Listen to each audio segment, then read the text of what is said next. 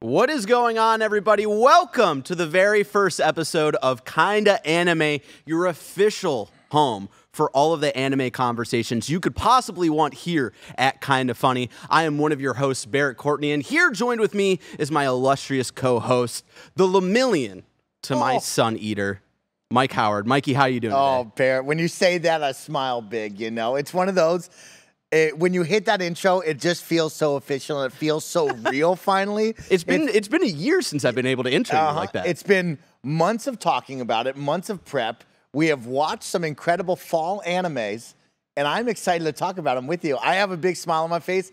Stayed up all last night, and I had a moment, Barrett. Oh, yeah? I had a moment, my friend, and we're going to talk about it in just a little bit. We'll talk about it with one of these animes, but I had a moment. And this is going to be a fun first episode, you know. We just to let you know, we've been recording this on the end of a Friday after, you know, some drinks, having a fun stream and all that stuff. So it's going to be a fun, loosey-goosey egg. Maybe the team is a little loose, right? A little loose. But before we get into everything, I just want to thank everybody who made this show possible. If you don't know, Kinda Anime exists because of your support on Patreon. We're back in October. We fundraised for the future of Kinda Funny, and one of the goals we hit was 4 episodes of this show where we finally have a home to talk all things anime. So that means you'll be getting those 4 episodes this year, one each quarter, which you can find right here on youtube.com/kindafunny or under the Kinda Funny screencast feed on podcast services around the globe. Since it was only 4 episodes, but we still wanted to do like an audio version for the people, we thought adding it to the screencast feed where we're talking other TV shows and movies and stuff like that, we felt like it was a good home for Kinda Anime. So there you go. That's where you can find us. And we want to give an even bigger thank you to our Patreon producers for the month of January who can watch the show ad-free along with anyone who supports us on patreon.com/kindafunny or patreon.com/kindafunnygames. Jay Kolbs, Nathan Lamoth, Monica Boomenlog, DJ Kento on Twitch, Trent Barry, James Hastings, Colin Huguenot, and Casey Andrew. This episode of Kinda Anime is brought to you by Honey, but we will tell you about that later. Mike, for the first episode of Kinda Anime, instinctually as like the producer, right? Yes. I would have wanted us to have a conversation about our whole history with Kinda Anime. Yes. Because we've been on streams, random pieces of content where we're talking about One Piece, My Hero, et cetera, so on and so forth. But we've never actually had a conversation about like, hey, where did we start? How did this journey all begin? Stuff like that. True. So for the first episode, I would have wanted to do that. But Mike, we can't do that today. Can I give him a brief one? A brief one? I bought a T-shirt. You bought a I got T-shirt. an anime T-shirt. He got a Spy Family T-shirt. I've got my My Hero Academia hoodie that I got from the Shonen Jump store. I've been looking for some other T-shirts for future episodes. I'm very excited. There's too much fall anime to talk about. So I want us to have that conversation at some point in the future on a later episode. I want to table it because there's too much goddamn fall anime to talk about. It was a packed fall 2022. Agreed. Let's just set the tone really quick. Yeah. Pro, noob. That's really what they need to know. Right? Like newcomer, pro. I feel like I'm stepping into the next step beyond newcomer, but like I think to set the tone for people to watch this is like Mike's a noob in this. He's trying his best, but he's growing. He's growing. See, you say me pro and then you noob. I think we're both more on the greener side. Okay, You know, I can take that. I like that. You know, like I've gotten a little back more into anime in the last couple of years. There was a good gap where I just fallen off of it for a while. Okay. So I would still put myself on the greener side. But you're going to go on this journey with us over the course of this year with 4 episodes. So if you want to learn more about us, you know, go on this journey with us over the next year, and you'll get to know us with all of our tastes and all that good stuff. We'll bring on some guests to help guide us, stuff like that. So yeah, I like that. We have a lot of fall anime to review, but first, a question from Kyle who wrote in to ask, can you discuss why dub versus sub shouldn't be a thing? Mike, do you want to take this one away? I mean, I'll start it off right now. It shouldn't be a thing. Because however you want to watch, whatever your pleasure is, whether it be sub, whether it be dubbed, you go out and enjoy anime. And whether it be dubbed in a different language. Exactly. You know? Whether it be dubbed in a different language. As an anime noob myself who's getting into it and enjoying it, right? I watch all my anime dubbed. If I have to, I'll jump on the sub. Yeah. But I want somebody who's just like me to be able to share in this experience and share the enthusiasm of others and enjoy some of these pieces of art, of television that are really wowing and special, right? Like, if it wasn't for the dub, I wouldn't have been jumping into My Hero. If it wasn't for the dub, I wouldn't be on this journey of One Piece, right? And like, these have become household names to me. These have become special moments in television to me that I love and I always want to keep a part of. And so I'm thankful for the dub, and I'm thankful for everyone being able to watch any way they want. Kevin, on the ones and twos, thank you so much for running the show today. Twos and ones. What? The twos and ones? Yes. Did you have something to say about dub versus sub? Well, I just think this is a medium that is meant to be like visual. You're meant to look at it, and breaking your focus to read the sub while a bunch of action is going on and stuff like that. You're missing. So you might have to watch it multiple times. You might have to not enjoy it fully. I think for me, it's all about whatever enhances your experience. Yeah. If you're a sub person and that's what enhances you, immerses you into the story, the performances, all of that stuff, the animation, that's for you. If it needs to be in your language, if it needs to be in another language or whatever, just enjoy it however makes it the most enjoyable product for you is my takeaway. Yeah. So that's our take on sub versus dub. That's a solid, good take right there. You know what I mean? Look at us. Sonny, I'll We're tell paving you what, the way. We're that's paving one of those like, hey, I just want to say, enjoy. over the break, I was hanging out with some friends, some local friends, and we were talking about dub versus sub, and I came out as a dub user, and I felt like I got a glare a little bit. Yeah. I was like, this fucked up. And you want to shoot him a glare back and be like, hey, I'm just enjoying it. Yeah. You know what I mean? I want you to enjoy it too. So exactly. Like, don't give me that glare. Yeah, I like that. Mike, there's so much anime to review. There's a lot of heavily emotional anime that we have to talk about from this fall season. A lot of downers, a lot of really dark and dreary worlds and stories. Yep. Kevin's going all over the place with the camera cuts. There's downers, there's uppers, and a little bit of horny. You know what I mean? Yeah. I'll tell you what, my emotion chart was flying this fall. So before we get into the dark and dreary worlds, the horny worlds, all that stuff, I want to start a little bit wholesome. Let's talk about the show that I think kind of took over even beyond the anime world, even just like normies who like maybe watch an anime once in a decade or something like that. Let's talk about Spy Family. A show that follows the Forgers. Lloyd Forger is a spy for a certain country, and he is tasked with coming up with a fake family, essentially, to get close to his next target. So he adopts a child out of a home, Anya Forger, and who happens to be a telepath. Yes. And then the wife he recruits secretly is an assassin. Hijinks ensues because the only one who knows everybody's situation is this 4-year-old child, Anya Forger. Mike, how did you like Spy Family? I think you said it well. Wholesome.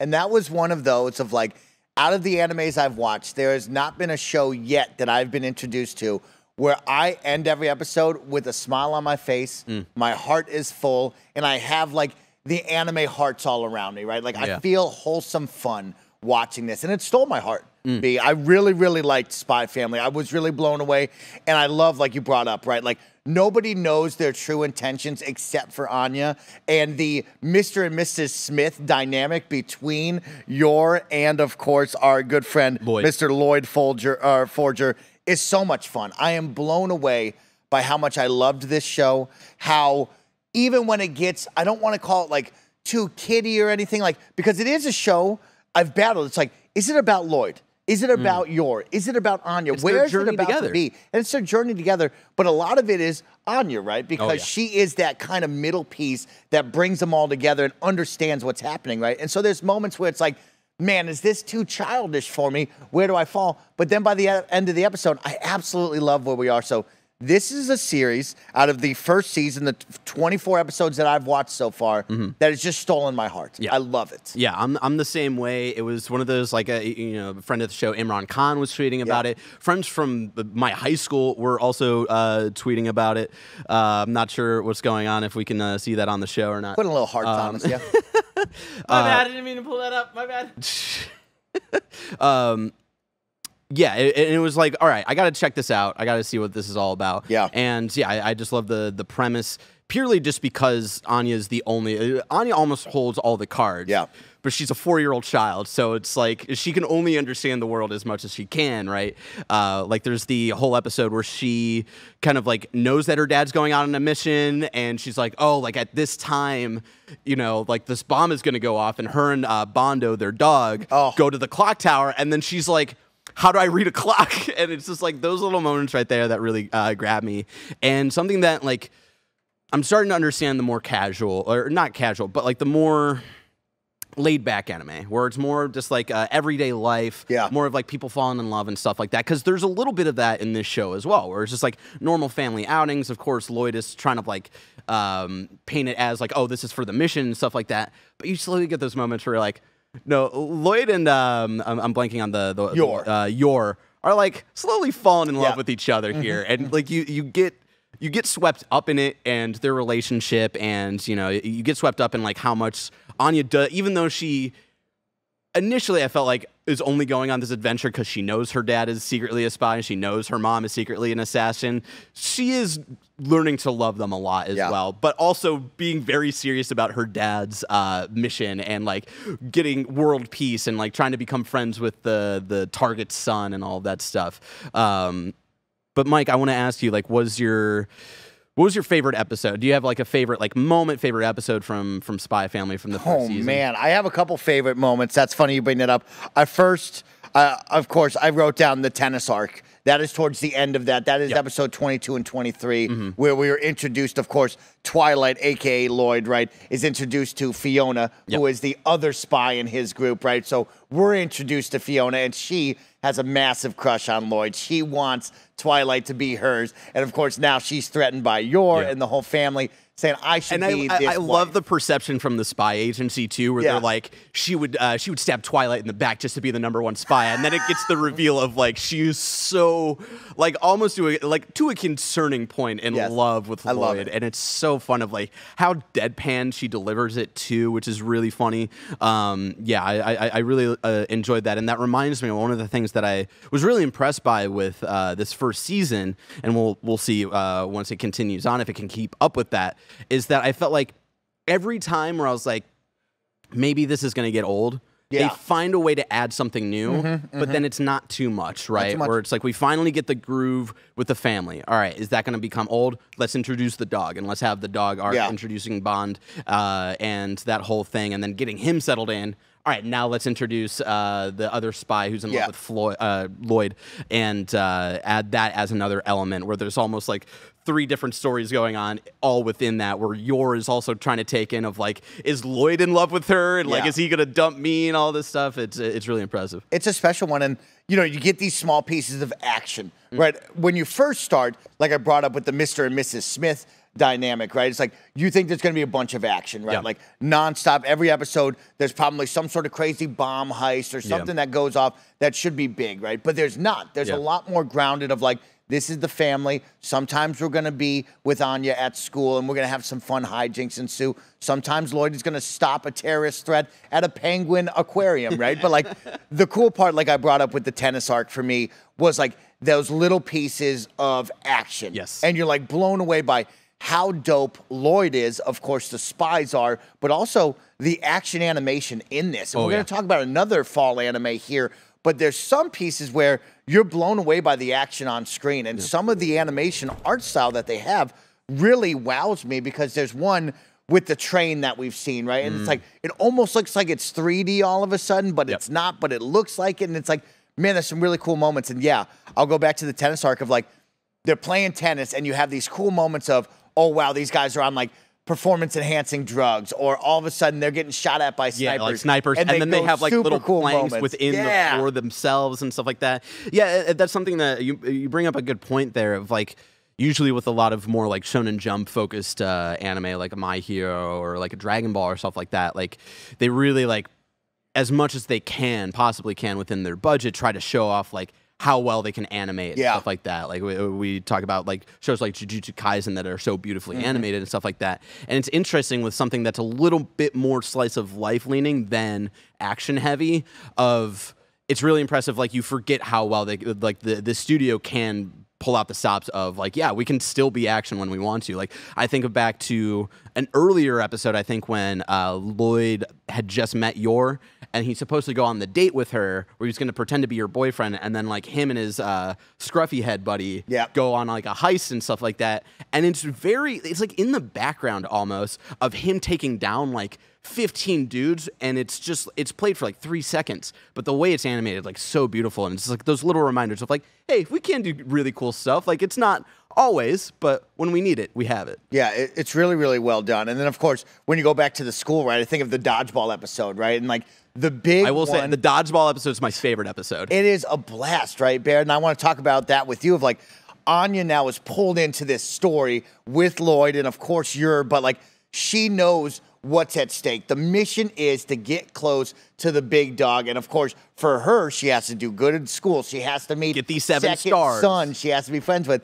and get the stars, right? And it's like, the hype was like, oh, the dodgeball tournament, they're going to give out a star for sure, right? And then to lead all that up, get to the and then at the end, the teacher come out and go, of course we wouldn't hand out a star for dodgeball. I love that. It's also like that episode kind of, a lot of there's little like plays on Shonen Jump, like kind of tropes through that, and like they have like almost like this dodgeball tournament arc in a way, right? And they do that just in one episode, and like the way that like you see the second son that she's trying to get friends with, him and his 2 buddies, right? And like how they're training, and in their minds, right, it's like cool Dragon Ball anime and like how they're training, and then it cuts to them what they're really doing at like the playground and stuff like that, and it's really like pathetic, and it's like adorable because they're perfect 4 years old or 6 years old, and they're just like, they think this is like the most hype thing ever.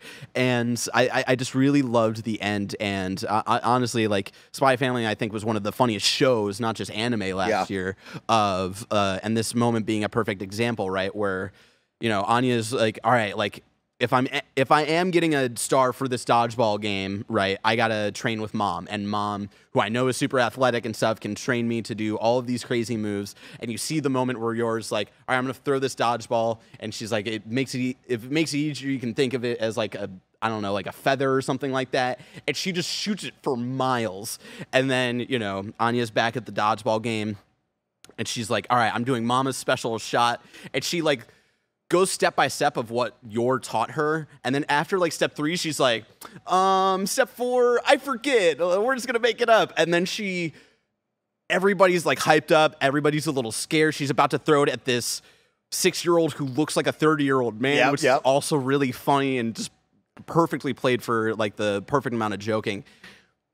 And it's this hype moment, and then she just throws it straight to the ground. And that like perfectly encapsulates, I think, like just how well the humor is done in this show. Yeah. I really adored Spy. Humor is fun, and like them not knowing about each other, right? Like you have the Lloyd and Yor dynamic. They don't know what each other's all about, right? Like they don't have any idea what this is all about besides, hey, will you pretend to be my boyfriend so my brother will stop hounding me, right? Hey, I need a fake wife for this. Will you do this, right? And then now we kind of progress past that. But it is so much fun to see where we're going. And the crossover in the storylines, like there's one dislike that I have coming out of this season or where we're at right now. But like the crossovers are always so much fun, right? You have Lloyd, who is part of this spy agency. Well, guess what? Yor's an assassin, and she's an assassin because she wants to take care of her brother, who now works for the secret police on the opposite side. Right. And now we can't let him know that we're him, and he can't know that. But Anya knows everything, right? And like, there's these fun crossover moments that really make me smile, and like, there's a lot of it in that is really, really cool and well done for an awesome show like this. The last thing I'll ask you before we move on, obviously, or actually 2 things. I know that you fell in love with the second opening for the season, which was more of like the second half that actually came out in the fall, because the first half of the show came out in the summer season. But that second half opening was Souvenir by Bump of Chicken, which is like such a catchy tune. It really showcases just like how, even though there's like technically high stakes, when it comes to like the 3 family, of just how whimsical and charming it all feels. I knew you really loved that. But how did you feel about Yor's brother being weirdly in love with her? That was a little, and the level of like almost romantic feelings he has for his older sister. That's a very interesting one. And yeah, you have that question mark when it first introduced. I'm like, I don't like that, but like once you move past that and you're like, okay, maybe he just loves his sister, and I get that. Let's just play it like that in my mind.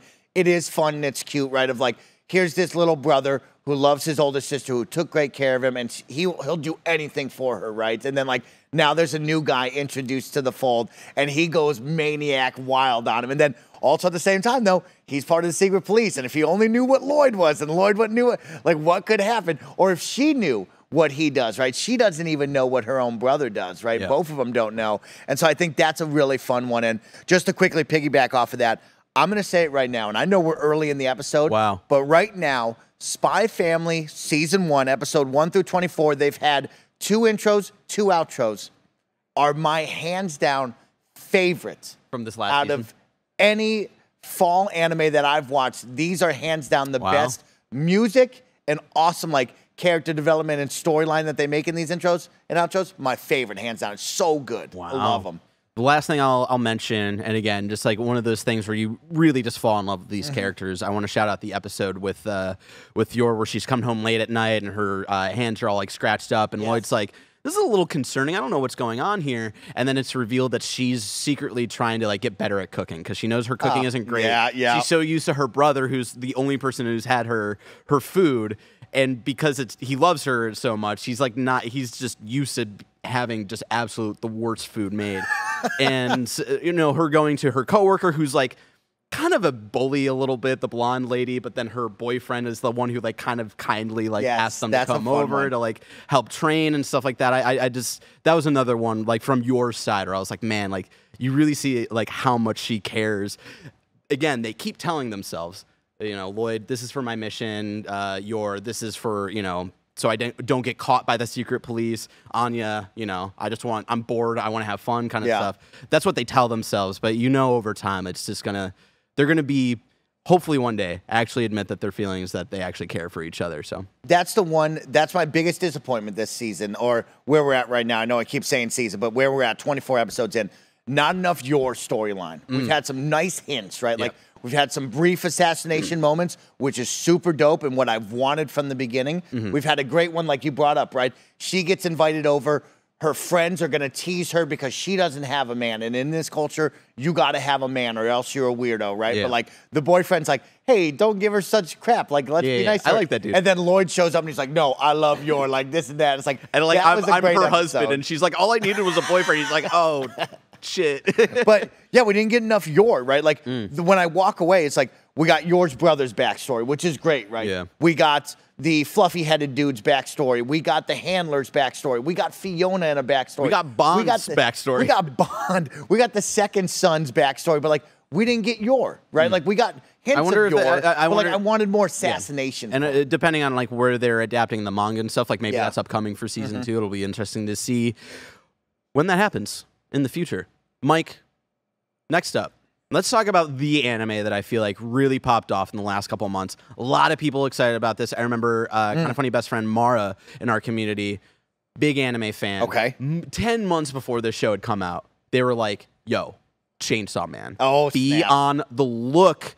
Chainsaw Man is about a boy named Denji who kind of lives off the streets growing up, so desperate that he's selling body parts just to kind of survive, living in a world of devils that represent people's fears. They manifest after, a certain fear is brought up by the public consciousness. A devil will kind of form around that fear. And so he befriends a little chainsaw puppy called Pochita and finds himself in a situation where Pochita sacrifices itself to make sure Denji can live, and then he becomes a deviant, I believe, called the Chainsaw Man, where he gets the powers of the Chainsaw Devil and gets flung into that world. Main character in the dub, voiced by Ryan Colt Levy. Shout out. Kind of Funny best friend. Yep. Very excited for him. Mike, tell me about Chainsaw Man and your thoughts on Chainsaw Man. Chainsaw Man episode or season 1. Ben, I'm gonna be honest with you. The first 5 episodes I wasn't in. Okay. And that's a personal thing for me, right? Like, I find with some of these animes and just life in general, this is my own personal stuff, I don't like the horniness factor turned up to 11. I don't like the over-sexualization turned up to 11, right? I get a little awkward. I get a little clammy. I'm a little prude, right? Yeah. But, like, for me, when episode 8 hits, everything changed, where I was like, oh, snap, Chainsaw Man is that show, and I want everybody to see it. But when I look back on it, horny, violent, fun, right? Those are the words that I had. We come from wholesome, positive fun to horny, violent fun, right? And I think the action in this is cranked up to 11, right? Like, this reminds me of some of those stuff when I would watch Samurai Champloo, and I loved the action scenes in that, right? We like My Hero with their action. This one found that, like, bloody, gory action that I was looking for, and it's really dope. We talk about the animation and the art style and how that plays in, and when we get into, like, full gory animated action, it looks wild, right? Like, that to me is something new in my anime watching where I'm like, man, what is that blend, right? Like, where are we going with this kind of art style? But I was really blown away by season 1, the halfway point at, like I said, episode 6 through 8. There's a couple of cool story arcs there where they're in the hotel, and then the big twist, right, which we'll talk about. You know, if you haven't watched it, there's your spoiler. We're going to talk about it in a little bit. But episode 8, I completely stood up in my chair and was like, oh, yeah, I'm in now, you know? Yeah, it's interesting for me. I was on a similar roller coaster where, you know, I think the day after it premiered, you and Roger came into the studio, and Roger was like, that was the coolest thing I've ever watched. And you were like, we'll see. And I was like, all right, interesting. And I watched it at my desk here in the studio. And episode 1, like, really tore at, like, my heartstrings there. Because of the friendship with Denji and Pochita. And just, I was expecting Pochita to be the kind of, like, mascot character throughout the entire season. And then it's like, no, he's, like, kind of killing himself and sacrificing himself to give Denji a second chance to like find joy for his life, because he hasn't been able to live that life so far. As like a 16-year-old kid living off the street and like kind of working for the local like mafia or whatever. It really like that threw me in for a loop, and it got me. I was like, all right, this is what this show is going to be. It's like going to be really heavy emotionally and stuff like that. And then we go into the episode 2 where it's like, all right, Denji, we want you to, or you know, Pochita talking to Denji, like, I want you to live your fullest life. And Denji's 16-year-old brain fullest life is like, I want to touch boobies. All I want to do is touch boobs. I want to have sex, maybe, like all of this stuff. And it's like, it definitely is like a cranked up to like not even 11 to 12 max of like horniness and super stuff like horny, that. I was like, all right, this is a left turn.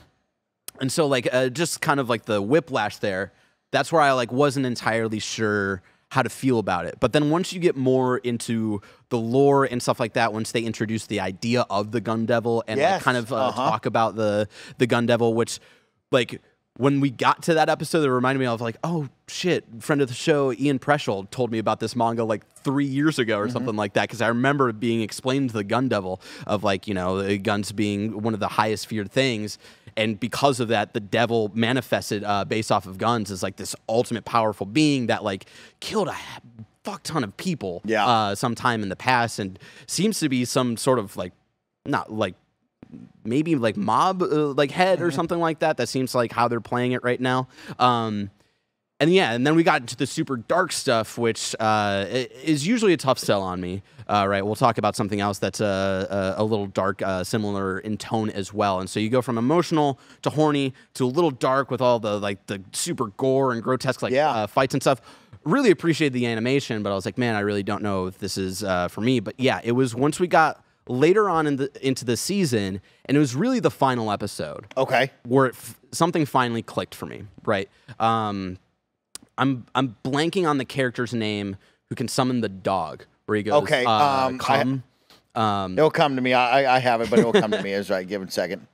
So he is a relationship. Ashido, I believe. Ashido. I think I'm close on that one, folks. And so he has a relationship with someone who passes away at some point in the middle of the season, and they share a love for cigarettes. Yes. And there's one point where the devil that she had partnered with gives him a cigarette that was written "Easy Revenge."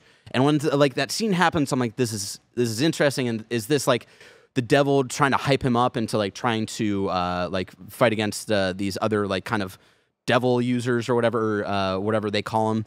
And it wasn't until the very last scene, I think, like an episode later. It's after the credit sequence too. It's like kind of a post-credit scene, and he brings out that cigarette, and it says "Easy Revenge," and he lights it up, and that's where it dawned on me of like, maybe I'm reading this wrong, but like it seems to me the themes are of this show, and I assume the manga are, the world is such a dark and fucked up shitty place, it's all about finding the little things that can get you through it and get you make you happy in those little moments. And because when the easy revenge cigarette is introduced to you, you're like, oh, this is like him hyping himself up to get revenge on her death and stuff like that. But no, the easy revenge is to find happiness. Yeah. And that's where it started coming into me of like, yeah, maybe Denji's horniness is a little obnoxious at times, but I think that's kind of the point because he's a 16-year-old kid who barely knows any sort of happiness. But that's what he's trying to aim for, is just finding what makes him happy. And I think there might be some interesting development with him, right? Like when he was talking to Makima, and then she kind of was like, it's only satisfying to know a lover's body and stuff like that. Part. And I was like, oh, are we gonna teach this kid who's just kind of a horn dog right now about healthy relationships and being in love with someone and how that and sharing that love is what makes that special? That's going to be really cool to see if that's the direction where they take it. I might be misreading that, but that was that moment where I was like, okay. Well, I think that was powerful for him because it lasted with him, right? That was powerful for me because we went from super horny to hey, let's slow it down. Yeah. This can be 10 times better if you know more and understand your lover, right? And we talked about knowing your hand. Start with your hand. How long are their fingers, right? What does their ear feel like? Close your eyes and remember. Different.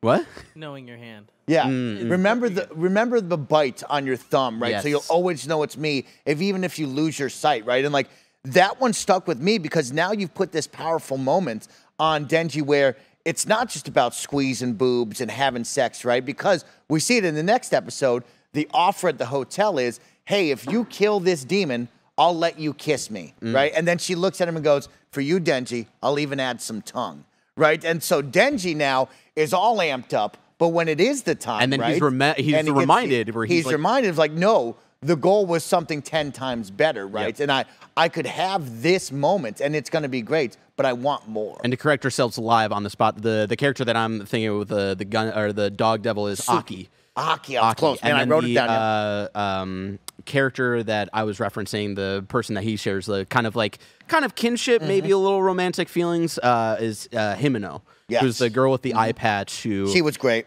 Yeah, it's a kind of a side of really pulling along the lust kind of chain for Denji a little bit more so than during that episode. Yeah, exactly. And the best part was she likes to get drunk and she does this to everybody, right? And I will never forget because this one resonated with me. When they finally have the first kiss and she vomits in his mouth. Yep. And everybody goes, oh my God, that's crazy. And he looks at Makito, or what's her name? Makima. Makima, and he goes, my first kiss, I'll always remember, it will be tasting like vomit. And she goes, well, get this. And she gives him the lollipop. And she's like, your indirect kiss now can remind you of that, right? Yeah. And changed his perspective and saved that, made it the positive. I liked that a lot. So, related to that, Jose Rodriguez, I assume Rodriguez, and I spelled this wrong, asks, how did you feel about the throw-up scene being censored? I think it needed to be censored. Was it censored? At least the... I think maybe all the vomit is censored. Because even when the rats are shown eating vomit, I think maybe it looks pixelated. Yeah. Whatever. I needed it to be censored. I don't know. Okay. I don't know if I could have handled seeing throw up go from one person's mouth into another person's mouth. I'm going to be honest. That was a lot. Even pixelated, I was like, oh man, this is okay. This is a lot. I mean, I took it as a really funny moment, and I laughed and giggled at, right? And I felt sorry for Denji. Yeah. But it was funny because Power, right, the she-devil that is with him, his partner, is oh, he's gonna love any nutrition, right? And you can see him, he's swallowing it down. It's that was some funny stuff to me,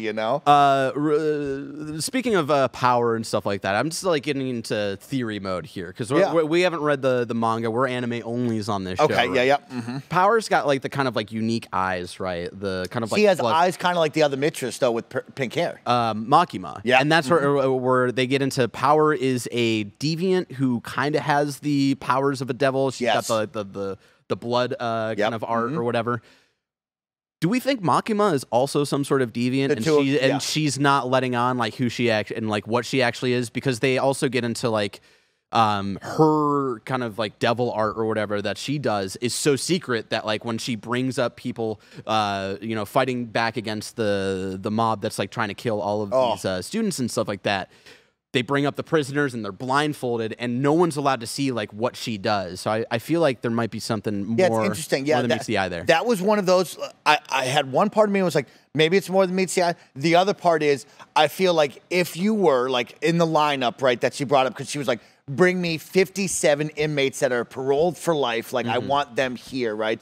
If you weren't blindfolded and you saw her go, hey, say Kevin Coelho's name for me, and you said that, and then she kills him, right? And then that guy dies, the rest of the people wouldn't say the name. And so I think you got to have them blindfolded so you can go down the list and be like, you say this name, you say that name. Because you're not in the room, Kev. You're not and so you could have said Nick. You're right. You're right. But it's Nick's I don't know birthday, where I Kev. went with that, Kevin. It's Nick's birthday. It was a really interesting one. You know, on your birthday. But yeah, there's more to her for sure, and I love those eyes. I love that hair. I love both of them. I like Power and Denji's dynamic a lot because, especially, they're both the biggest idiots, dumbest people ever, and they're such a great, funny dynamic duo. Yeah, the best is the final 4 episodes. Right, it's so interesting of like where we start from episode 1 to like 9. Right, of like what this is all about, the world that we build. But then all of a sudden we go from like 9 to 13, and it's like, hey, you two now got to train with this guy, right? And now you train with the super guy, and they learn about each other. They learn more to become the ultimate badasses, right? But like their dynamic is so funny. It's like, oh man, we almost got him, you know? And then like he was like, you can take the day off, and he's like, Power, we can take the day off. He said, she's like, sweet, you know? And then he's like, never listen to someone, like never trust someone. And we learned on that one. It's right. And that was a really good, I love that kind of like mini arc going on in the background of them getting better at fighting. But her blood powers are so cool. Yeah. Right, like when they do there's a couple of scenes with the animation is so cool of like, when it's time to throw down and she makes the blood hammer and throws it to Denji, right? And he freaking grabs it. He's got like the little blood hatchet. Right? And like, the other one, when they try to ambush the teacher, and she's got the blood pouches above him, right? And she throws the blood javelin through, and he dodges it, and then she pulls him down. Like, the cool scene of, like, the soda pop cans being twisted and the blood coming down. It's like, man, she is badass, you know? She's really cool. Yeah, I really liked Power a lot. We actually have a question from Mara from Best Friend Community, who asks, what was your favorite moment from Power in Chainsaw Man Season 1? Man. See, the first one, I've got 2 that they're tied. Okay. And it's when we kind of learn Power's backstory and like her, like, she hates everybody. She hates people, even though she wants to get the Nobel Peace Prize. But then she finds affinity for this cat. You know, and like the story with this cat, and then there's this devil that swallows the cat, and the reason that she wants to sacrifice Denji near the beginning of the show is because her cat is being essentially held hostage. And it was a nice little like, okay, she's not. There is some emotion there. There is some like ties that she wants to have that I really appreciated. And then honestly, it was the last episode. Again, there's a lot of things that clicked for me in the last episode, where it's the ending. It's like not like a normal like ending like song sequence and stuff like that. It's Power, Denji, and Aki kind of like having a normal day and hanging out and stuff like that. And it's them, you know, shopping and then going home and eating, and then like they kind of fall asleep on the floor, and that's when it transitions to Aki having a smoke outside. And there's just something about that where it's like, man, they are just like really good friends. Yeah. I love the seeing them come together after like kind of weirdly being at each other's throats a little bit throughout some of the season, but then slowly becoming friends. It really felt like, okay, they're the trio. Yeah. And it felt earned by the end of the season for sure. She's a really fun character, and I have some great moments. I mean, to start off, of course, letting Denji grope her and squeeze her boobs, right? Was just a funny scene of and like, all right, like you've earned it, right? And she's got the padding on. She's like, you've earned it. You get 3, right? And he's like, 3. And she's like, you saved my life. You saved the cat's life. You killed that guy. And it's like, that was a fun moment of like, she was very positive. She's like, let's go, Denji. And then he finishes, and she's like, all right, see you later. And she walks right out the door. And he's just staring, and he's like, that was it? Like, that's all I had to look forward to? Oh, I know, right? Broke him. And so I felt like her energy was so positive throughout, because then you have like this almost brother-sister dynamic, right? Of like, you brought up Aki, and he's like, hey, they're living in your place now. Like, you got to figure it out with them, you know? And like, they're fighting over food, and they're always at each other's throats. Like, I love that energy. And then the ending for me, when they're in the elevator, right? And they open it up, and it's nothing but the zombies, right? And she goes, Denji, watch this. Have my back, right? And she just goes wild with it. And she's like, I'm not coming out. And the door's closed, and she's just like, Denji, it's the biggest weapon ever. And she chops the big guy's head off. It's like, She brought a lot of positive. And that was such a tease. And like, it's again, like the kind of arc that we've both had where it was like kind of an emotional roller coaster, but by the end I assume both hyped for season 2. Oh my God. Because at the end of season 1 is where we get introduced to like the rest of the Deviants and the rest of the crazy people that we're about to like kind of be a part of the team with. And so I'm really excited to see where it all goes. We haven't really talked about it, but that's one thing I want to give a big shout out to is like the world that this team created is so interesting, right? Because like it's the regular world, but there's this group of task force that is tasked to go out and to kill these devils that are, killing people. But then on top of that, like these people also have like sold part of their souls to certain devils to gain those powers, right? And like it's this really cool dynamic because then on top of that, when Aki loses his power, essentially, right? It's like he's used up his blade. And I thought that was interesting where it wasn't the blade that he used up because the blade is the thing that like takes away like years off his life. I thought it was interesting. It was the dog devil. Correct. Was like, you had him eat too much. He's probably pissed at you. He doesn't want it like, anymore. He doesn't you want fed him the wrong stuff. Yeah, right. So that was interesting. Then they take him down. It's like when we capture a devil, like here they are, and we make contracts with them for our soldiers, right? And so there's a couple negatives that I have, but my one negative is like, I wish that devil would have been a little bit cooler. I didn't like the fun, like, I'm the future, like, look at me. See, like, I didn't like his how energy. Fucking weird he was. See, like okay, that, like, because they're all scary, so like dark and dreary and scary and stuff like that. And like, I wanted something like, a little bit more whimsical, which I got out of the future. And especially where he's like, all right, you got to stick your head in my little hole in my stomach or whatever. It's but like, it was really cool. Like, they go down, and like the two kids both have the same scars, which I want to know more about them. I think they're really cool. There's like that shark devil deviant guy. Yeah, that was crazy. And he's like, hey, bro, like, now's your time. Like, we're letting you become a regular if you want to back out. And he's like, no. And he's like, all right, well, we found you the best of the best. And like, they're going through all the things, and they open it up, and it's like so scary, right? Of like, you're in this scary dungeon. He opens the prison door. Aki goes in. They lock the door, right? And you're like, oh, shit. Like, I'm thinking the scary. So the scary, because so far, we've been introduced to just scary monsters, right? Like, all of them have been unbelievably scary, except for, of course, Pochita, who is like, the team anime mascot. Yeah. But he comes out and he's like, and he's dancing around like, God damn it, like, what was that, And I also want to shout out to go back to the kind of themes of this story of being kind of just like finding your solace in a dark world, right?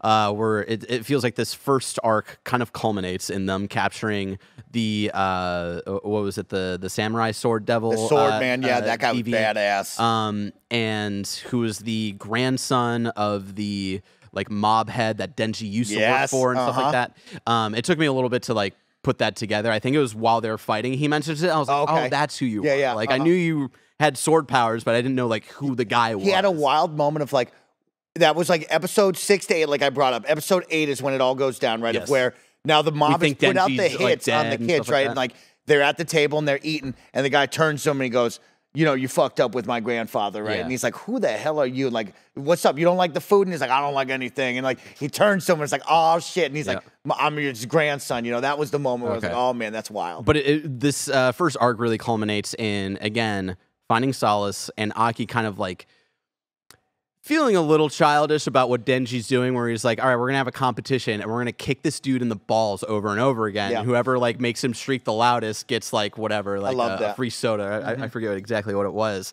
And then it's like Aki being like, you know what? I'm letting go. I'm letting go of like the baggage that I've carried for so long. And I'm going to have fun with Denji because Denji's got like a good and interesting perspective. I need that energy is right. And so, all around, great season, great turnaround. I really liked it, right? And there's some standout moments, right? The hotel and the Eternity Devil is like a wild, cool moment, right? Like Denji's out there fighting for 3 days straight to get him out, right? And all for the want of the kiss is great and stuff like that. Like, that's great. And she's like, Aki could go do it, but he's going to use the sword and his life will be cut in half, right? And like, that's a wild moment. Then, like I said, all the plot twists of like, oh snap, 8 and onward, we're off and running to the races right away. And I want to give a big shout out, friend of the show, Ryan, right? Like, Ryan is the voice of Denji on the English dub. And spending time with Ryan, because Ryan has voiced some characters that you and I love. Of course, Rhodey from My Hero, right? Like, there's some cool moments. And being next to Ryan, I never heard Denji out of him, right? Like, when we're just spending time together, it was like, I can't picture you as Denji. I can't hear Denji. Yeah, and like when you listen to Denji, like I don't hear Rhodey. No, at all. Like, I don't he's got a great dynamic range, and I really think like this feels like his big breakout moment in the anime world of like being this main character, and you definitely see him come into like he's feeling this character, he's feeling this vibe, and there's the clip that was kind of going viral, I think a couple of weeks ago, where it's the girl with the eye patch like asking him Denji when they're having breakfast, and she's like, "So you're really set on like going for Miss Makima?" And he replies, "Yes." And it's like that, just like the little fun that he's having. You can tell in just like those little moments. That is Denji to me, right? It's like I watch the show, I listen to Denji, and I don't even think about Ryan, which is the craziest part because I love Ryan, and that's who's the actor. But like, exactly, it's so good. It's like, no, that's Denji. Like I don't even think about Ryan. It gives me goosebumps because Ryan, you're so talented. We're proud of you, bro. Like that's an awesome performance. And yeah, I can't wait. Well, I'm sure we'll talk to Ryan soon enough on kind of anime, but like, yeah, a lot of it was like a lot of grunts and like action set pieces. Yeah. And then there was the calm talking, and then there was the jokester Denji, right? It's like there was so much going on with Denji and the voice acting lines. And every time I get to think about Ryan, this is the first person I've ever met who does voice acting, who, you know, portrays a character that I've watched on screen. I've never had this interaction in my life. It's like, oh shit, like I don't even see you, Ryan. I see Denji. So shout out. It was really impressive. I love it. Applause all around. The last question before we move on. Yeah, bring it on. Lexi G writes in, what was your favorite outro from Chainsaw Man? So if you don't know, every episode, usually like in an anime, they do like one intro and one outro per arc. Yeah. This entire season, they did an original outro for every episode. Mike, do you have an answer for me? Oh my God. So amazing. Just give me one. I'm really impressed. What's your top? What's my top? Your number one. I have 4, but I'll go with my top. It's 4. Episode 4. Episode 4 is Power, and she's just doing the fun dance. Yeah. And she's just doing this, and I'm like, yes, I love that. It's a fun, groovy song. Like I like the beginning too, where it's like a close-up of her face, and she's just doing all the funny like I love 4 a lot. I'll give my honorable mention really quick, I promise. Number 7, the TVs. So that's my number one. Okay, let's talk about it. Yeah, it's so I love it. Dope, it's such like a unique way to do an outro where it's it's like an 80s, 90s vibe where it seems to be like a film's like live action like CRT TV. Yes, it's so cool. They're showing off the episode 7. That's the throw up episode essentially. And they're at the restaurant. On the TV as if it's like an old school NES JRPG. Yeah. And it's like it's backed up by like a really fun song. I really adored that one. So that's my favorite outro. I love that one. 4, 6, 7, 8 are the ones I wrote down. I loved. All right. And that's like, and that just shows the kind of labor of love that Studio Mappa. So cool. Yeah. It's so new to me, right? Yeah, like you said, right? I'm so used to here's the intro, here's the outro. Halfway through the season, new intro, new outro. Never, until you said it to me, never did I even think about it. And then all of a sudden, when you're really paying attention, oh snap, that's totally original, new music, new everything. Well done. Speaking of Studio Mappa, really quick, I want to give a Jujutsu Kaisen update. Give me the update.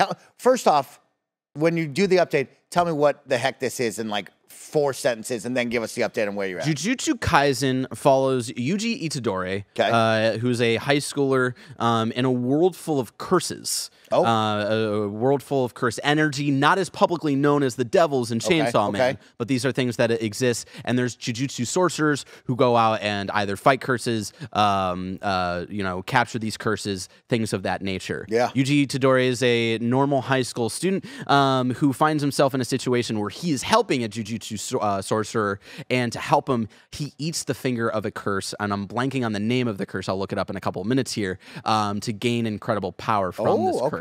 But it comes both ways, where now that curse shares the same kind of shares his consciousness in Yuji Itadori's body. So it's a very interesting premise. And so another suggestion from Mara from the community, it was like, you gotta watch Jujutsu Kaisen, you gotta watch this show. And I started it up, and I gravitated a lot to Yuji Itadori. And if you're watching the video version, Kevin just pulled up the image of the kind of main crew, and Gojo, who's the kind of like sensei teacher of the story, the guy with the blindfold with the white hair, latch onto them very quickly. It's another kind of dark and dreary world. A lot of fucked up like storylines and stuff like that. Interesting curses that just like really just the tone is a very distinct tone. But Yuji and Gojo are very silly dudes, and like even though they're powerful as hell, they're just like really wholesome boy. Yuji is wholesome. Gojo is a little insane, a little bit. So those two characters I was able to latch onto very quickly. But then when I got into the kind of first main arc in the first season, there's a character that's introduced, and the way that they're introduced, I was like, oh, this is going to be like the Sasuke almost of this, where he's like kind of the emo guy and like doesn't like wants to like kind of corner himself away from the world, but like Yuji is going to be friends with him and stuff like that. And he's even in the intro of the first half of the season, and he's like wearing the like get up and all that stuff. I was like, oh, he's going to be like a big character. And slight spoilers here, it's been a couple of years, so I'm not too scared of. They just kill him off at the end of his like first arc, and I was like, oh, that's the world that we're getting into. And so when it got to that, I was like, man, I don't know how I feel about this. And then there was other elements in season 1 and the way that they're introduced that like it was hard for me to grasp on to anything else in this first season. The way the villains are introduced, it was hard for me to like kind of gather of like, who is this main villain? Why do we care about him? Who are these like second-year Jujutsu sorcerers who are introduced for like 5 seconds and then we don't see them for like 6 episodes and stuff like that? So by the time I finished the first season, there were things that I liked. There's a friendship that Yuji makes with a student from another school who kind of pretends like they're brothers and like pretends that they've known each other their entire lives. It's a very silly relationship that I absolutely adore because they're both just really dumb idiots. It reminds me of like Power and Denji a little bit together. And little things, but like as a whole, it was hard for me to grasp onto.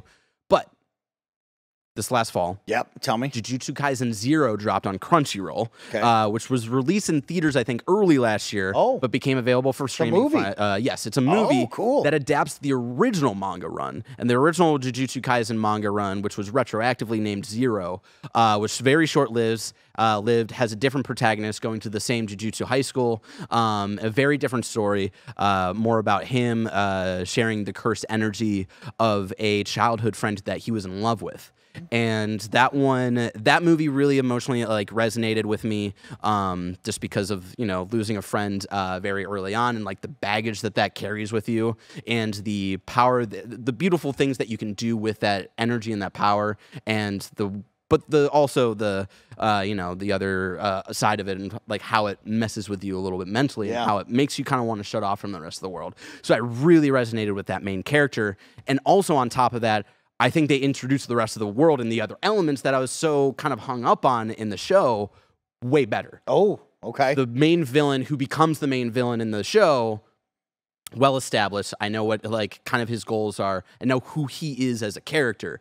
Getting introduced to the second years who are weirdly introduced in the show and then like kind of sidelined for a little bit and then are brought back. They get like their moment to shine. We see Panda on the front there. He's just a panda. I forget the other guy who uses cursed speech. You see him with the scarf. He can only speak in normal conversation in, I think, sushi ingredients. So he's like mustard leaf and like lemongrass and stuff like that. And it's because when he gives someone an order, like run, it forces them to do whatever he says. Okay. And so, but then the blowback to him, it kind of like gives him like a little bit of weakness too and fucks up his throat. And so like they were really given their moment to shine in this movie as well. And I was, there was a little bit of subverting expectations because, you know, going into this, I was like, all right, it's a different protagonist. He's not in this show. Yeah. He's not in the main show. I assume I know how this story is going to end. And I was a little surprised. I was a little surprised with how his story ended, and it subverted my expectations in a very good way. And that resold me on Jujutsu Kaisen as a franchise. Just finished rewatching season 1 last night. Okay. And I'm all the way in. Again, this is Studio Mappa, the same studio that did Chainsaw Man. Okay. The labor of love is there. The first ending of Jujutsu Kaisen, Mike, is so your vibe. And I will say, I think might be my favorite ending song of any anime ever. Man, that's good. Okay. So highly recommend it if you have the time. Okay. If you're like me and you're not getting fully sold on the show, maybe take a moment, step back, watch the movie, and then get back into the show. How about it sounds like the movie is a perfect entryway if you're not interested in starting the whole series. I like that. Okay. So that is my little update. Mike, I like that. I want you to tell me a little bit about Blue Lock. Ooh, Barrett, I get to talk about Blue Lock, man. This is a show I took a chance on a whim. I saw one Blessing Adeoye Jr. tweet about it. I saw people on our subreddit say, yo, they're going to talk about Blue Lock? It seems kind of dope with the World Cup happening, soccer, a.k.a. football on everybody's mind. And so I said, you know what? I got the holiday break. I'm going to take a chance on it. for all of you best friends out there. And so my only sports anime is more of an action sport, which is Skate the Infinity. Yeah. Right? So, like, I've never done the Team volleyball or sport kind of basketball. thing, Yeah, yeah. nothing like this. It's always been Skate the Infinity, which has been great. But this was a pleasant surprise. Blue Lock is fire. Blue Lock is super dope. I'm really blown away. So the story of Blue Lock, of course, is out in Japan, they want to make the next best soccer team for their national team or their world team, we'll call it, right? And so they have now invited all of the under 20 players, the best of the best, to come to Blue Lock, which is like this high security, it looks like the Pentagon almost building, right? Jesus. And there's like 200 of them, and they're like, hey, here's the deal. All of you are the very best of the best, but we want to create the world's best striker, the next Messi, the next Ronaldo. But here's the catch. We're only taking one of you out of the 200. Jeez. So if you stay in Blue Lock, you have the opportunity to become the next #1 striker. But if you fail, you can never try out for another Japanese national team ever again. Wow. Or you can High walk stakes. out now and just live your life. So you're telling me this entire show is just a tournament arc? Oh, immediately. Immediately cranks a super tournament arc, right? So we follow our character. I forget his name. We've watched so much now, but he steps right up and he's like, yeah, I'm going to compete right against the best of the best. And the craziest part about this is they're competing for one spot, which is the striker position. Yes. Okay. But, of course, it's soccer, football. We play 11 on 11. So the best part is the next episode is they're like, we've separated you all into 11-person teams.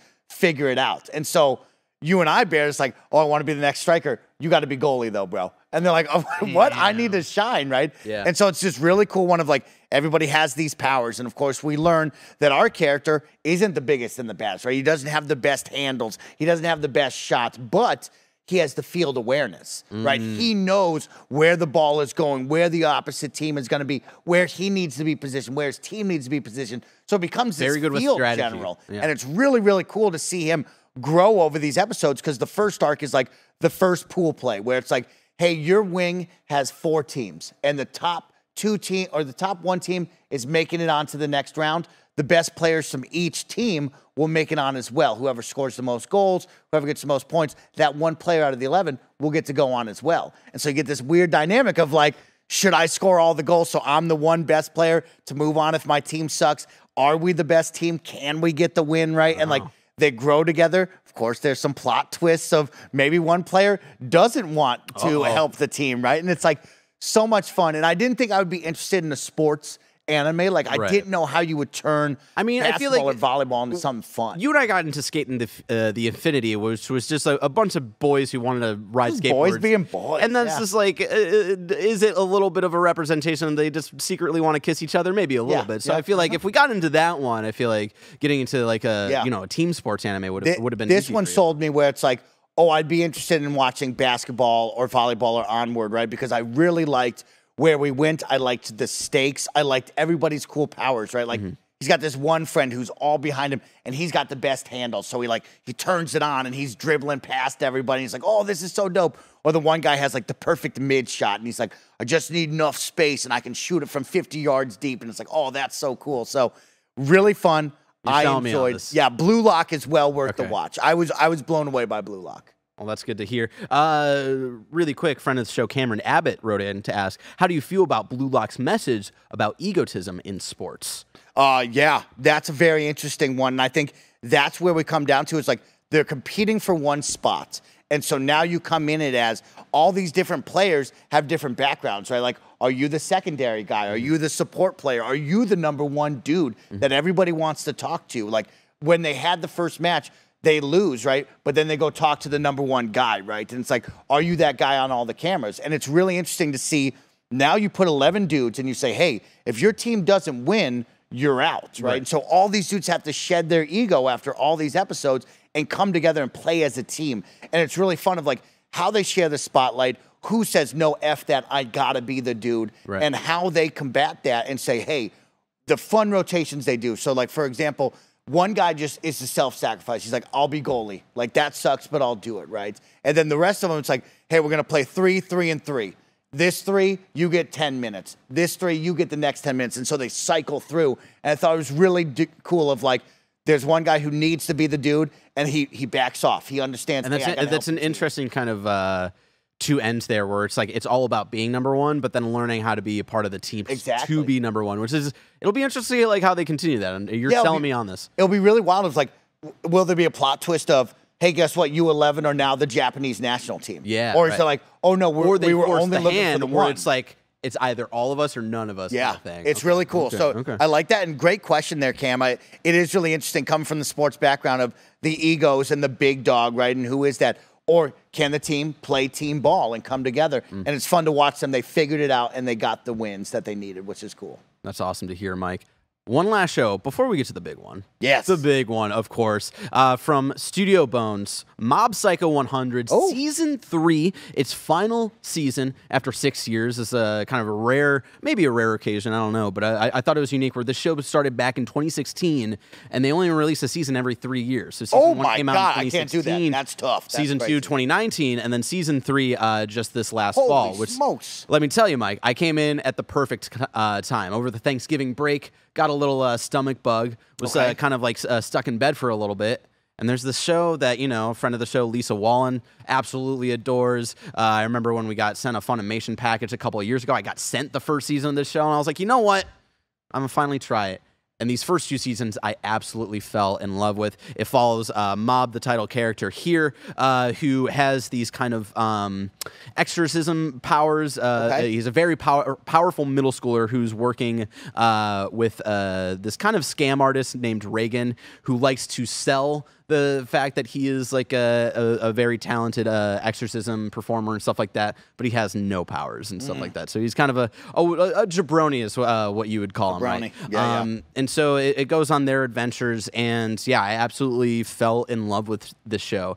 It's goofy, it's heartfelt. The art style was something that took me a little getting used to. There's 2 characters, especially in that first episode, that look like they're pulled out of Beavis and Butthead a little bit. Okay. He reminded me of One Punch Man when first Kevin brought that up. If you've been watching, I was like, oh shit, is that One Punch Man? Same manga writer. Okay. Same writer as One Punch Man. So a little bit of that same humor. If you've watched One Punch Man at all, I love that. Very like straight face main character, overpowered in a goofy world filled with goofy characters. But it's centered around more of a middle schooler who's trying to find themselves. Mob is a very closed off kid when it comes to sharing emotions, and it was really season 3 that cemented of like what his full arc was. Yeah. It was sometime in the middle of season 1 where I was like, holy shit, I actually really care about this relationship between Mob and Reagan, even though Reagan is kind of a piece of shit a little bit and is like trying to sell this big lie that he is this like all that like exorcising ghosts and like all this stuff. And season 3, which wrapped up the series, they finished everything that was adapted from the manga. Okay. Really cemented what the show was always about, and it was Mob learning how to balance his emotions and to balance sharing emotion and to not let it all boil up. A lot of people were writing in of like, oh, how do you feel about people thinking season 3 wasn't necessary? Like it should have ended at season 2. Oh, snap! Okay. Because slight spoilers, at the end of season 2, you kind of get the typical Shonen Jump final big bad kind of fight, right? And for me, that's weird because it's like, what, you just wanted them to stop adapting the manga? Like, we're just going to stop 2/3 of the way through the story? Like, that's kind of weird.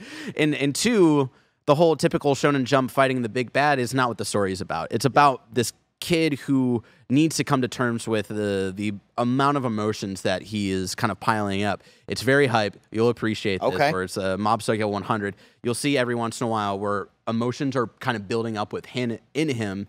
It'll cut to like 1%. And then every once in a while, like, Mob, explosion meter like 30% and stuff like that. And then every time he explodes, he gets a huge burst of emotion, like he's super powered and stuff like that. And something that a manga reader had told me is like each time he explodes, it represents a different emotion.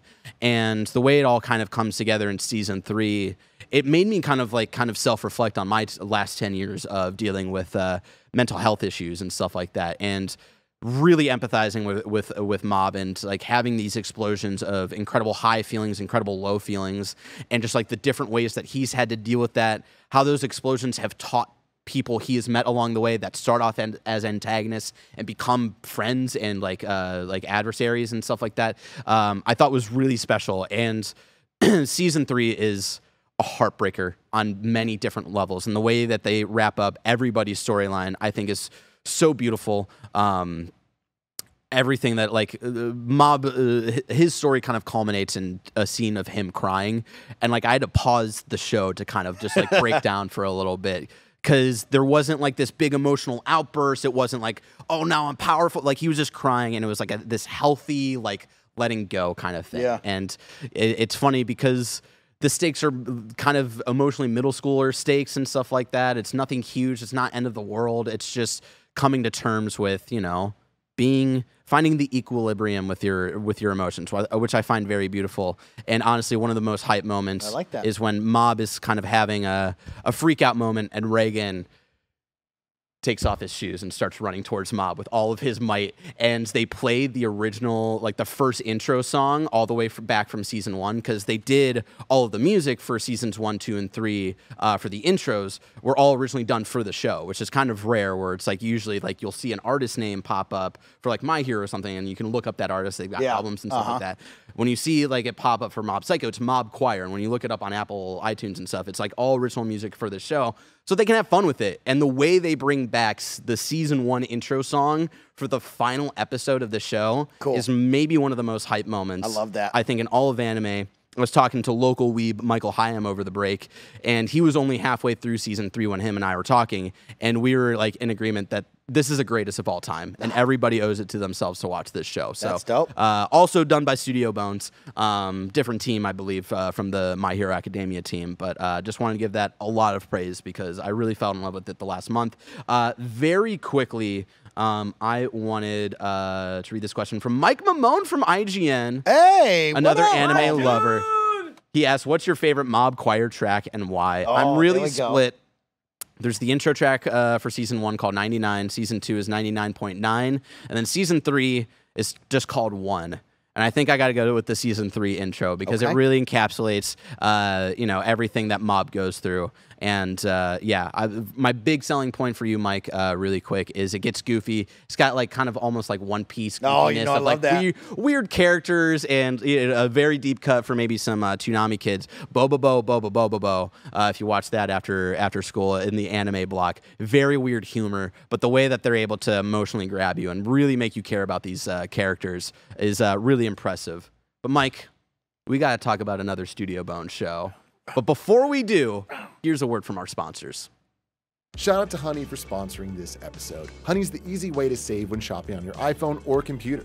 Thanks to Honey, manually searching for coupon codes is a thing of the past, and we all know there's nothing better than the feeling of saving money. Honey's the free shopping tool that scours the internet for promo codes and applies the best one it finds to your cart. Here's how it works. Imagine you're shopping on one of your favorite websites. When you check out, the Honey button appears, and all you have to do is click Apply Coupons. Wait a few seconds as Honey searches for coupons it can find for that site, and if Honey finds a working coupon, you'll watch the prices drop. We here at Kind of Funny have been using Honey for years, and it has literally saved us thousands of dollars on tech, costumes, food, you name it. Honestly, I just love how easy it is to just set and forget and save. Honey doesn't just work on desktops, it works on your iPhone too. Just activate it on Safari on your phone and save on the go. If you don't already have Honey, you could be straight up missing out, and by getting it, you'll be doing yourself a solid and supporting this show. Get PayPal Honey for free at joinhoney.com/kindafunny. That's joinhoney.com/kindafunny. Mike, let's talk about it.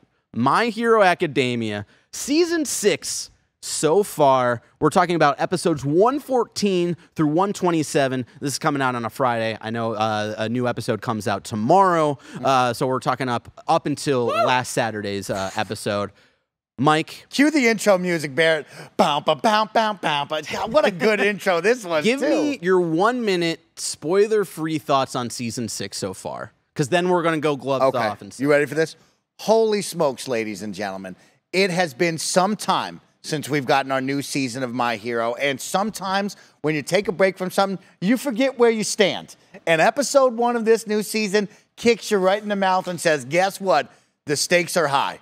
The stakes are at a world crisis level, and it's going down for real, Barrett. And I was blown away by by where we're at right now with this season and what the action level and the risk level has been.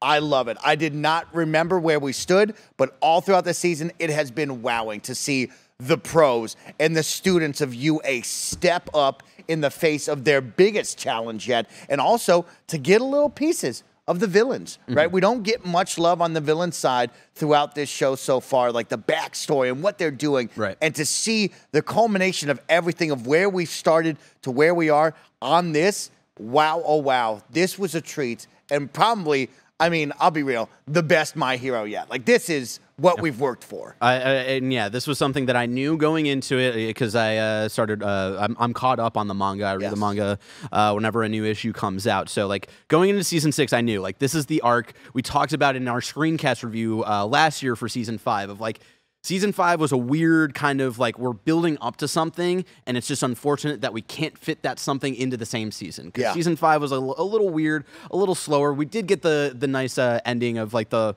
My Villain Academia, learning about the villains, getting all their backstory, learning about this army that Shigaraki had kind of, like, accrued and, like, the power that he's about to gain and stuff like that.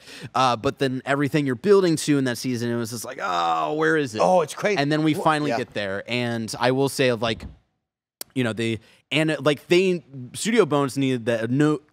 Studio Bones knew they needed to pull out all the stops for this one because they know it's the war arc and they know they have to go out with all of these fights. And there's so many beautifully done moments just for, like, smaller characters. There's an animation of just someone falling over that's just, like, beautifully done. Like, they have never. I don't think the animation for this show has been this good since Season 3 with All for One versus One for All. I think it was such a well-adapted arc. I'm so excited for where we're going. We're only halfway through the season. We'll talk about the second half of Season 6 on a later episode, of course. But yeah, absolutely loved what we've gotten so far. Spoilers. Take the gloves off. Let's taking the gloves off. Let's talk spoilers. Where do you want to start, Mike? I'm so interested of, like, you being an anime-only watcher. Like, what stands out to you the most in this arc? I mean, let's just start from the beginning of, like, oh snap, like you said, right? To know where we stand. It's threat level critical, and it is, we need to stop Shigaraki and what's about to go down, right? The doctor is about to turn on Shigaraki, who is being meshed right now with One for All. And it's like the threat level is so high, but they need more time. But guess what? The heroes are one step ahead thanks to our friend Hawks, who has been undercover the last season playing both sides of the field. And so now we know it's game time, right? And we kick off on a stellar episode because, like you said, last season we had the mob-based infiltration / like shutdown, right? But now we're at the hospital and it's going down, right? And to be introduced to the new character, correct me on the name, but the bunny lady. Mirko. Woo! What a treat. What a, gosh darn it, Space Jam and My Hero. You trying to get me, you know. I see you. I see you out there making me feel some type of way. But to see her just running through that underground to get to where we need to be was something so special, right? And to kick off the episode of her trying to stop the doctor turning on Shigaraki and him coming out and the doctor screaming, oh no, we were so close. And then the power turns on and he gets up and grabs that jabroni and disintegration. And you just know, oh, it's like that for the season. Yeah, that's where I would start. This was so beautiful of, like, did you think when it was all going down, when he got cracked out of the tube, right? When she does, like, the Luna arc. Yes. And she cracks open Shigaraki and he's on the floor. Did you think, like, oh, they got it. They're done? I mean, of course. That's what I thought. That's what I thought. Yeah. I thought. But I was surely mistaken. Yeah. There's so many, like, even everything that we've talked up to feels like there's so much to dive in deeper. Like, I just want to give love to, let's talk about the students, right? Like, they're all split up at the beginning of this, right? Because this is we're taking down the Paranormal Liberation Front arc. We've got two teams. One is being led by Edgeshot and all of his backup who are taking down the base for the Paranormal Liberation Front. And then you've got the hospital team because they needed to figure out the location of where Shigaraki and the doctor, Garaki, were hiding out. And so you got Team Endeavor going after the doctor and Shigaraki. And naturally with that, depending on what students are doing their work studies program at, they're being split up. And so, like, Yeah, Deku, Bakugo, Uraraka, Ida are all with like Team Endeavor as like support of like getting people out of town, and then the rest of Class 1A all with Team Edgeshot in the forest, like waiting for the villa to be taken over. It's really cool. Of like, hey, you were chosen to be here for a reason. Yes, your skills match up with our skills for a reason, right? Because they're afraid, like you said, it's the first time they've been away from each other. And early on, Denki Kaminari has one of the most hype moments. Is that the lightning jabroni? Yes. Oh, shout out to the jabroni. So him like getting freaked out and Midnight like being like, hey, like it's gonna be okay if like saving the world doesn't like do it for you. Like think about who matters to you most. Yes. And like, and you know, she was listening. Yeah. You've got Earphone Jack who's listening in, and that's a very popular That's a ship. touching moment. And so like the fact that they confirm it a little bit that he's got feelings for her, even though she bullies the ever loving shit out of him all the time. He's grown some feelings for her, and then the fact that he comes out with like sucking up the one of the dude's lightning attacks was really, really awesome to see. And we get so many of those moments throughout the season, and I just wanted to shout out to make sure that didn't get I mean, we're going to talk. Lost that. Yeah, the kids had their moments, and that's what we deserve as the watchers, right? We've grown up with these kids. We've gone through the ringer with these kids of them being at the school and the trials and tribulations that they've gone through from not only training, but coming together as a unit and also being faced with like unbelievable situations. There's stories being told about Class U or 1A, right? Like, can you believe that they'd survived this shit? Like, and so now it's the moment of like, put up or shut up, right? And some of them stood up to it. Some of them weren't quite ready for it. And those were strong and powerful moments of like, oh, you failed. And I didn't, when you watch this stuff, you don't think that your favorite characters are going to fail, right? Like they set us up where it's like, no, you trained for this. You got this, right? You're going to do it. And then you see them fail and you're like, oh my God, you failed. And it's like, that's just a child still, right? That's still a kid. And they were put up to like the biggest and the baddest moments. And some of them couldn't do it. And then some of them, who I was so blown away with, my favorite girl who creates all this stuff. Oh, Creati. Straight. Momo steps up and it's like, yo, and this is the plan. And that's such a great, like, kind of full circle moment, right? And that's why, like, I said it in our season 5 review. You can go back. I probably said it, where it's like, a lot of what we're being told now is frustrating because it's building up to something and we just can't see the payoff yet. Yeah. And the Class 1A versus 1B arc is very slow. It feels weird right after having the Endeavor fight with the Nomu. It's tough, yeah. And like that was such a hype moment, and then to go to like another school arc, it felt weirdly placed. But then it pays off with even the little moment of Midnight saying in that arc where they're doing the Class 1A versus 1B, and she's like, "Oh, Momo's going to be a great leader one day." And then the fact that Midnight is like, I can't make, like, I got crashed out of the sky. I can't make him fall asleep anymore. Who's good at this? And she thinks of her. And that's the final order she gives to. Amazing. And Momo also kind of really completing her arc here, I feel like, because her whole thing is being self-doubt, right? Yep. And that really showcased in itself when she does the finals with Todoroki, right? And then she gets a little bit of that courage back. And she has a little bit of freezing here because this is the real shit now. The moment.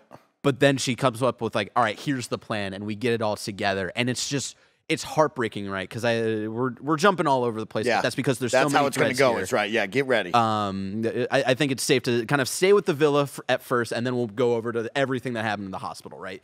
And so to have the plan go ahead and like, you know, the girl who has the slime, I'm blanking on her name, Pinky. Yeah. You know, where, you know, she's got the bottle and she's going to throw it, but then she recognizes Gigantomachia as that, like, big dude who, like, intimidated them in middle school, and she has this moment of, like, oh, my God. And then our boy Kirishima shows up. He gets it into Red Riot, and, like, the music swells, and it's, like, a track, I think it's You Say Run, which is, like, kind of, like, the hype track of My Hero Academia, and I don't know if they've used that track since season 3. Or maybe season 4, but early, I would say. And the fact that they use it here, you're like, oh my God, it feels like the good old days. The kids are bringing it all back together. And then Gigantomachia goes, all of you are gnats. Yeah. And just shuts it all down. And I feel like that's another moment that solidifies of like, no, this isn't the same show that we've been watching for these last 6 seasons. We're getting into a new era of this show. Oh, and the it's fact amazing. that like, he runs away, and then Grape Juice is like, did we make the wrong choices? Us even being here today, was that even the right choice? Like, it really reminds you, like, these are just kids, and like the things that they are being faced with today are really just world changing. Some massive stuff. And like you said, right, like their team was supposed to be on the outskirts. They were going to catch any stragglers that might come by, and they were most likely going to be pushed away. And they sat there going, we weren't supposed to do this, right? Like, we were not signed up for this. This is, our goal was to stand here, essentially, right? And like, now it's like, oh no, it's coming, and you have to do this, right? You got to make a choice. And like you said, right, if it wasn't for her to be like, I got to be the captain of this and lead you all, you had everybody doubting themselves. Where are we looking? Who's going to be it, right? Because there is no Bakugo. There is no Todoroki. There is no Midoriya, right? Like, who is our leader without those three? Someone had to step up, and it was cool. All the kids had their moment, right? Like, there was a special like, moment even 1B, and I love that, like, even, again, Class 1A versus 1B, very long arc, maybe a little too long, but, like, Mudman gets his moment, right? And the girl with the mushrooms and, like, all that stuff, you're like, oh, fuck yeah, like, they got, like, we got to learn a little bit about them, so when they come back here, it feels like it paid off in a really cool way. The last thing before we move over to the hospital area of this whole war arc is I just want to shout out Bird Boy. Why am I blanking on all of the names of these characters? Who has like the little kid with all the animals? Shadow. Oh, no. Okay. Oh, yeah. I don't know his name. I call him Dark Shadow. I don't remember his name. So the one who has the quirk Dark Shadow, and like him saving Hawks. Oh, okay. Yeah, so, that's a whole nother. That's part number 3. Let's talk about that. Yeah. So let's talk about him saving Hawks and this whole fight between Hawks. And rest in peace, Twice. And Dabi, yeah. Yeah, and we'll talk about Dabi, definitely. How did you feel about, you know, the big, I would say the first big death on the villain side with Twice. Yeah, first big death, and one of the big bromances of the show. Like, this was a really special one. This reminded me, of course, of Point Break that we watched, right? Johnny Utah, Johnny Football, becoming friends with the Bodhi Cypher on the opposite side, right? Like, these two dudes are, of course, of different sides, but they clicked. They became together. He earned his trust, and the brotherhood was formed, right? Like, in no way, shape, or form did Hawks want to end that situation like that. Yep. He looked at him and he was like, no, Twice, you know what you're capable of.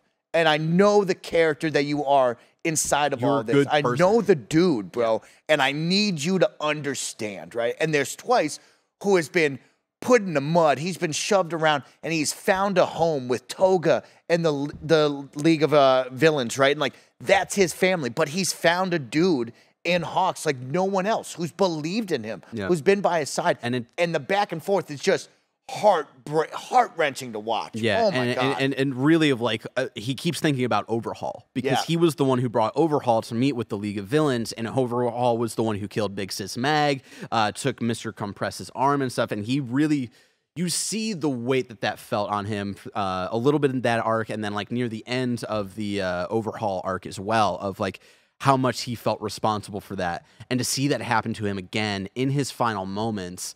And I love it. There's something about My Villain or My Hero Academia that does something really well with the villains, where you really get to be in their shoes and feel for them, where it's like, yeah, Twice isn't a bad guy or like a bad person, but he's fallen into this path where he just can't see a way out of. And it's really heartbreaking to see. And just his last kind of moments is saving Toga again.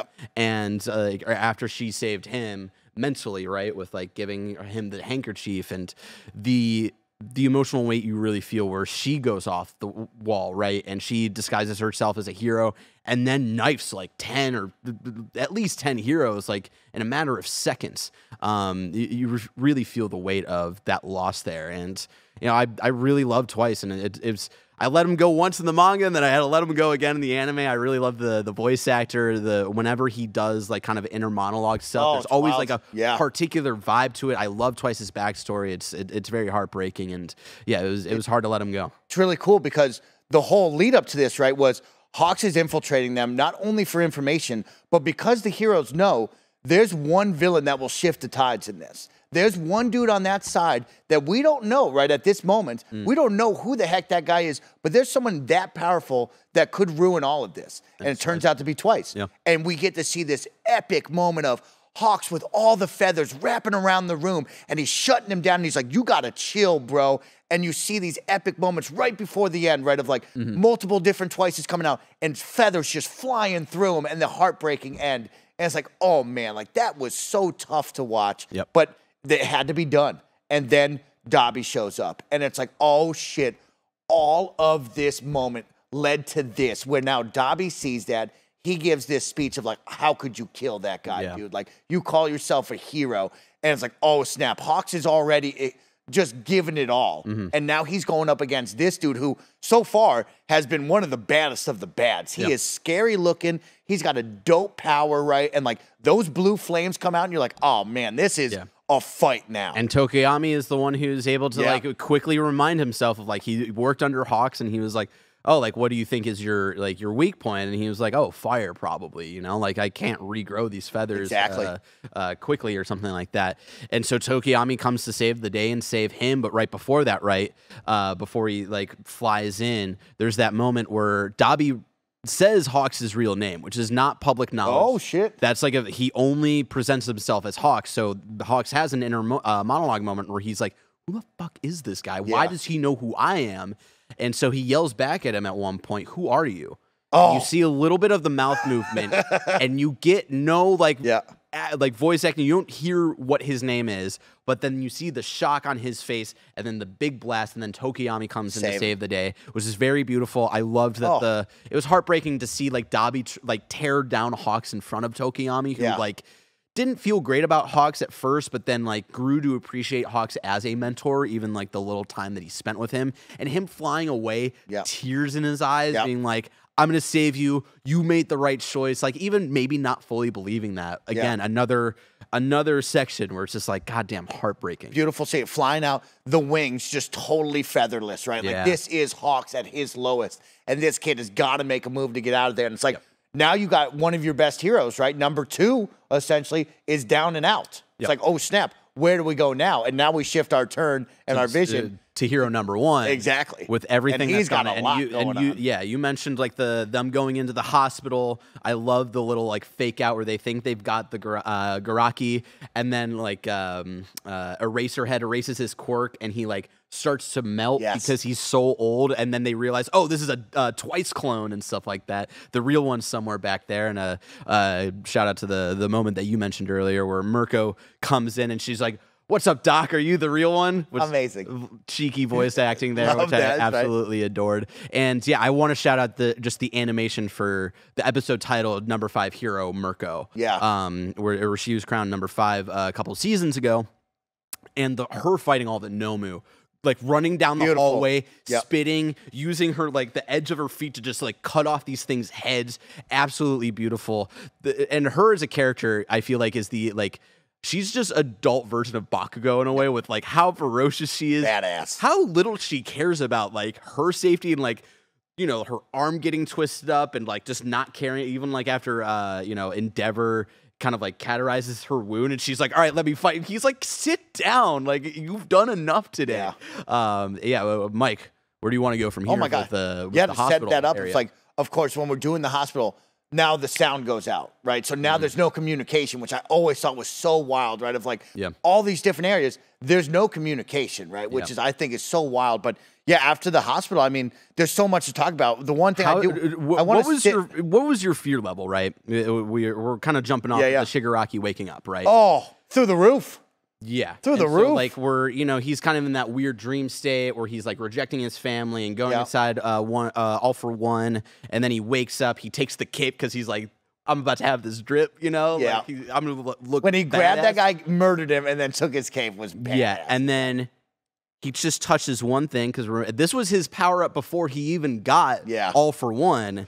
This is just, now I can touch one thing and anything else that touches my cracks also dissolves. The call out of, you have to stay in the sky. Yeah. If you can't be in the sky, don't even come here because it's going down. But before we get into the sky fight, right? Okay. When everything's dissolving and the heroes realize, oh, he's awake. Yes. And they start running away. What was the fear level with Eraserhead being grabbed by the Nomu, right? Oh, my God. And then we get not a huge character, but another hero Crust, who is also in the top 10 number heroes, sacrificing himself, and him giving the thumbs up as he's dying and like dissolving. What a fucking beautiful moment. What a moment. Absolutely heartbreaking. Yeah. And like, and that like there becomes repercussions of, you know, Eraserhead getting grabbed by that Nomu because now he's got to be carried by two dudes for the rest of this fight. And we don't, before we even get further in, we still got to talk about the Doctor and his relationship to those two dudes, right? That was one I was like, oh no, you know what I mean? Another fun reveal of Eraserhead and Present Mike. That was their third homeboy, was the Doctor, who lost himself and went to evil. Did you guys notice the Doctor? That's the same Doctor that tells Midoriya as a child that he doesn't have the quirk. It's implied. But no, I mean, it's for sure the same Doctor. Like because I just rewatched the first episode, like 5 episodes. That's wild. Cool, Greg and my sister-in-law too, and it's like he looks exactly the same. It's implied, but they never outright say. Okay. Their third friend was Kurogiri, the warp villain, which got revealed at the near the end of season 5. Was like the base of Kurogiri, who's like almost like a perfected Nomu, is their friend who died in high school. Which is like really heartbreaking. Like, the disgust that Mike feels when he's like carrying him out. Like, I don't want to be like, near this guy's you. It's right. Pure evil. I can't believe you did this to us. Right. That was one of those moments because there's so much going on, and when we have these quick pauses of like, hey, we're gonna park the bus and tell you a quick story. It's like that was a tough one for me because I love Present Mike, and Eraserhead has been with us since the start, right? Like this is a character we've all attached ourselves to, and to see the disgust and the, you know, just the backstab of like, oh, that was our homie. Like that was tough to watch right there. So do we want to get into this fight with... Now we go into the big fight. Now we get to it. The first showdown between One for All and All for One since season 3. Mike, how did you feel about this? Midoriya feeling Shigaraki like waking up and stuff. Amazing, right? And Midoriya has grown so much, and like he's grown a lot to the point where we haven't even seen some of the growth, right? Like he's learning new skills, and we had to just like quick like, hey, you didn't know, but now he learned how to levitate, right? Like we had to teach him how to do that because it's moving fast here. And like, oh my God, the showdown is so cool. And Midoriya stepping up as Deku, as the hero, right? And like never backing down. That's the Midoriya we know, right? And then, that was just unreal. And then Bakugo, who I would say has probably one of the best character arcs in this show so far, really coming full circle with him sacrificing himself, Deku trying to win this fight all on his own.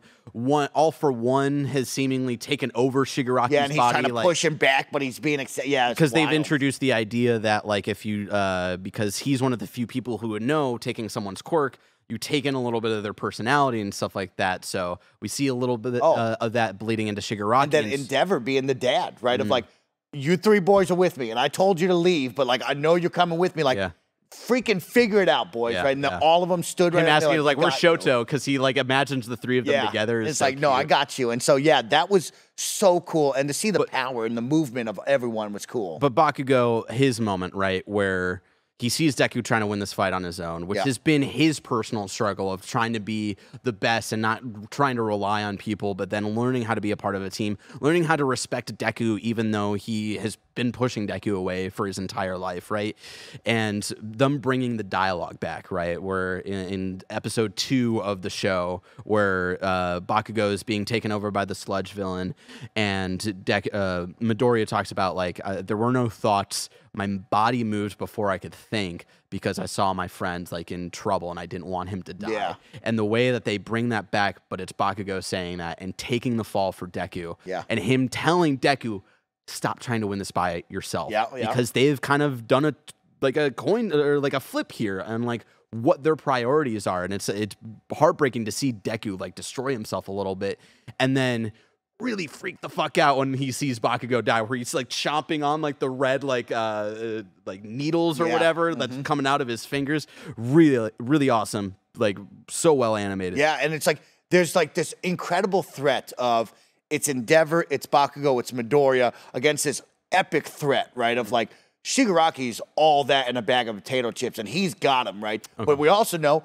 the freaking big Gigantama is on the move, right? Oh, yeah. So, like, you're counting down the moments of, like, hustle, boys, hustle, and he's coming, and they're fighting, and he's coming. It's like this fun back and forth, right? And then the three of them working together to beat him down, right? And then all of a sudden, you thought they had him, and then freaking Gigantama shows up, you know?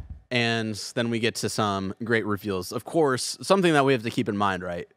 They were the villa and the hospital not super close together, so Gigantomachia like leveled a good amount of cities to get on the way there. And with that, you know, we had Toga run into Uraraka with some interesting, trying to come to terms with like what's going on with heroes. That was so cool. With Hawks killing twice and stuff like that. Really creepy scene, like so well adapted. Where Uraraka like goes into the house and you can't quite tell where you don't know where Toga's at. Yeah. Like, oh, this is scary. Yeah, it was so interesting of like the villains on the back of Gigantomachia and Toga goes, I have to ask my friends what they think. I want to know their opinion, right? And like and they're not the villains are like, we're your homies. And she's like, no, I need to talk to Midoriya and of course Uraraka, right? And like she jumps off and he's like, you come back. Yeah. Like come back for us, right? And then she gets to square up. And like that was a cool moment of like, you see this girl Toga just like twice, right? Where it's like, there's good inside of you, and I know that. And she just wants to talk with her friends and figure out, am I good or where am I, right? Yeah. And she's like, I would never do that. And it's like, oh, snap, we about to square up right now. And then she goes off crying. Like, that's something that Uraraka notices. Like, she's going through some stuff right now. So that's another threat that maybe we'll see come back. Oh, man, that was a good moment. That was another heartbreaking one. But then Gigantomachia arrives with the League of Villains on his back, and then we get maybe the biggest reveal of the season. I don't know. I'm going to ask you. We have the reveal of Dabi. Yeah. And his secret identity, which has been teased since he was introduced, I believe, at end of season 2, beginning of season 3.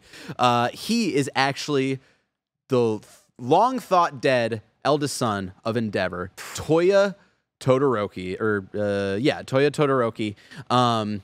And while he's revealing this to his father, the guy with the long black hair is hacked like all screens in Japan and is revealing this to the world. Amazing. To break down his father that did him dirty, right? And like we've seen Endeavor's arc over these past couple seasons of trying to be a better father, also wrestling with, I've always been number 2. I've been in the shadow of All Might, and now I need to be number 1. Now I'm number 1. I got to be a better father. I'm training these boys. This being his first big moment after fighting Nomu, of his second big moment as number 1 is his son is revealed to be the serial killer. And breaks him. Yeah. Right? Like he's already on the ropes after doing everything possible to beat down Shigaraki, right? Like they finally got him on the ropes. And then these guys show up and he's like, oh, I'm about to exhaust this man. And he tells him that, and he's like, look at Dad's face right now. And they pan down, and he's just broken. Yep. And God damn it, Todoroki comes, and he's like, fuck that. We're about to battle. And yeah, like, oh, I love this the battle between the sons. And then when all seems lost, we get the reveal of 2 long forgotten characters, but they're back. We get when Dabi's about to come down and he's doing like the like flash fire fist, and you think like, oh, he's about to kill Daddy. We got Best Jeanist flying in from an airship, which I'm gonna say I'm disappointed by, because in the manga, right, and this is a snobby manga moment for me, right, they reveal that someone is in a plane on their way to this fight, but they don't show who it is in the plane. So it's like maybe a little bit like if you're paying attention, maybe you can put together like 1 + 2 here. But they don't reveal it until he wraps up Dabi and he's falling from the sky. Whereas in the show, they're like, oh, we're going to reveal it almost like an entire episode earlier of him being in the plane. I'm like, I don't know. I kind of feel like the whole plot of him being killed by Hawks was just kind of like, that doesn't make any sense. Like, Hawks brings over some sort of cadaver and shows it to Dabi, right? Right. And Dabi's like, all right, that's it. And it's just like, well, it's a little loose. Yeah, very loose. Yeah. Do we get an explanation? Well, he's like, you showed me his dead body. What the heck? I think the implication is that it was his body, but like under like, you know, I don't know, there's the stuff that super sedation or something weird. Yeah, like what I think that was the implication. They just kind of There's so much going on where I imagine Also, Horikoshi, when he was writing it, was like, I don't have time to explain this. Yeah. Also, Barrett, I did prep this image here. Oh no, I've seen it before, but again, okay. I feel like it's only implied. They're never like, Deku never has a moment of like, hey, you're the guy who told me I don't have a quirk, you know? I get that, but like no, I know. I get where you're going. His like sunglasses and stuff. Yeah. It's like, surely this must be building to something, right? Like, it's so random that they're just like, we'll see. Interesting. Maybe Deku has a stolen quirk and they lied to him. He's got a badass intro of like jumping out of the plane. And you're like, okay, Best threads Jeanist, of hope, because it's been a while. It's like, oh, Best Jeanist, what's the deal? Right? As a casual fan, you're like, what's his deal? We haven't seen him since season 3 with One for All and All for One. We saw him for 5 seconds in season 5, and he has the spools of thread, right? And they're all going out with him. And it's like this badass scene of like, here he comes, and then he's wrapping up that Machia. Yeah, they talk about he only has 1 lung now, so he's like wrapping up these big people, and he's like coughing up blood, and his eyes are bloodshot, and so he's getting stressed out. And then we get the reveal of my fucking back, boy. bro. Lemillion is back with his powers. We all thought to ourselves, like, one day, little Eri can have the power to reverse Lemillion. That's right. After he got his quirk stolen from him, after the quirk stealing bullet, right? And I you know, it was one of those things. I remember reading the manga, and it was like, what is happening right now? And you kind of forget that, like, essentially, like, where they show the season 5 where Deku's kind of having dinner with like the rest of the friends, and he's like, oh man, I'm so lucky. That's technically the last time we see them before this war, and so we've had a 3-month skip essentially. So there's 3 months we have like, we don't know what the hell is going on. And those two have been tied together since the beginning. Yeah. Right? Lemillion and Eri have been with each other, and she knows what she has to do, right? And he has been, hey, I'm the big brother. I'm taking care of you no matter what, even if you can't. And then her showing up for him and being like happy to be there for him after training and all that stuff. And again, another moment where I felt like they played their cards a little too early in the anime, whereas in the manga, you know, you see someone save Burnin, who's the sidekick to Endeavor, the girl with the green fire hair. Cool. She's cool as fuck. She's badass. But you see her get overwhelmed by Nobu in the manga, but you don't see who it is. You're like, what's going on? And they don't reveal that it's Lemillion until his face pops out, which is like the first time you kind of get introduced to him in the show, right? And he goes, power! And they play their cards a little too early, I would say, in the anime, where it's like they show him a little too much. Like he saves Burnin. It hit hard, though. Like, it hit hard because, like Kevin says, like, honestly, you didn't know if he was coming back, right? At this point, it's like, oh, our big dude is out, right? Yeah. Like, at no point did I think in my mind of like, oh, he'll be back. Yeah. Like, it was like, no, this is all about Deku and the boys right now. Like, I didn't even think. Almost, yeah, and then all of a sudden he shows up. It's like, that's beautiful. Yeah. But also, a little short-lived. Yeah, right? Like he does his work, but then quickly early. gets shut down. But then we get this great moment of Bakugo coming out, and he's got holes in him, and he's like, you know what, I'm coming back into the fight. Yeah, it's insane that he's moving. Iida joins him. He's like, I can't keep my eyes off of you for a second. Like, what's going on? And, it's been teased that, I think it was at the beginning of the Endeavor Agency arc where Bakugo's like, oh, I have a hero name. And Deku's like, oh, what is it? He's like, I'm not telling you. And he thinks in the back of his mind, he's like, I'm waiting to tell Best Jeanist. I'm waiting for my moment. Yeah, and he comes out with the name, and I'm Super Explosion Dynamite. Great Explosion. It's beautiful. Great Explosion God Dynamite, or Great Explosion Murder God Dynamite is his name. Perfect. Which everybody's like, what? So dumb. Like, even the villains are like, that's cringe, bro. It's perfect. It's perfect. And then Lemillion laughs at it. He was like, that's hilarious. Like, awesome job. Yep. And it's a very long name, but I'm sure that people are eventually just gonna call him Dynamite, which is obviously a little callback to All Might, which because you gotta remember he's an All Might fanboy as well. He is an All Might super fan. Yeah. So much open about it as Deku, right? Quick question: did you guys talk about Eraserhead and like the insane fucking move that like?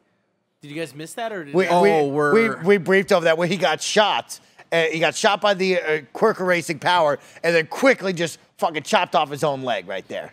Did you think like because that episode ended on a cliffhanger, right, where he's getting shot?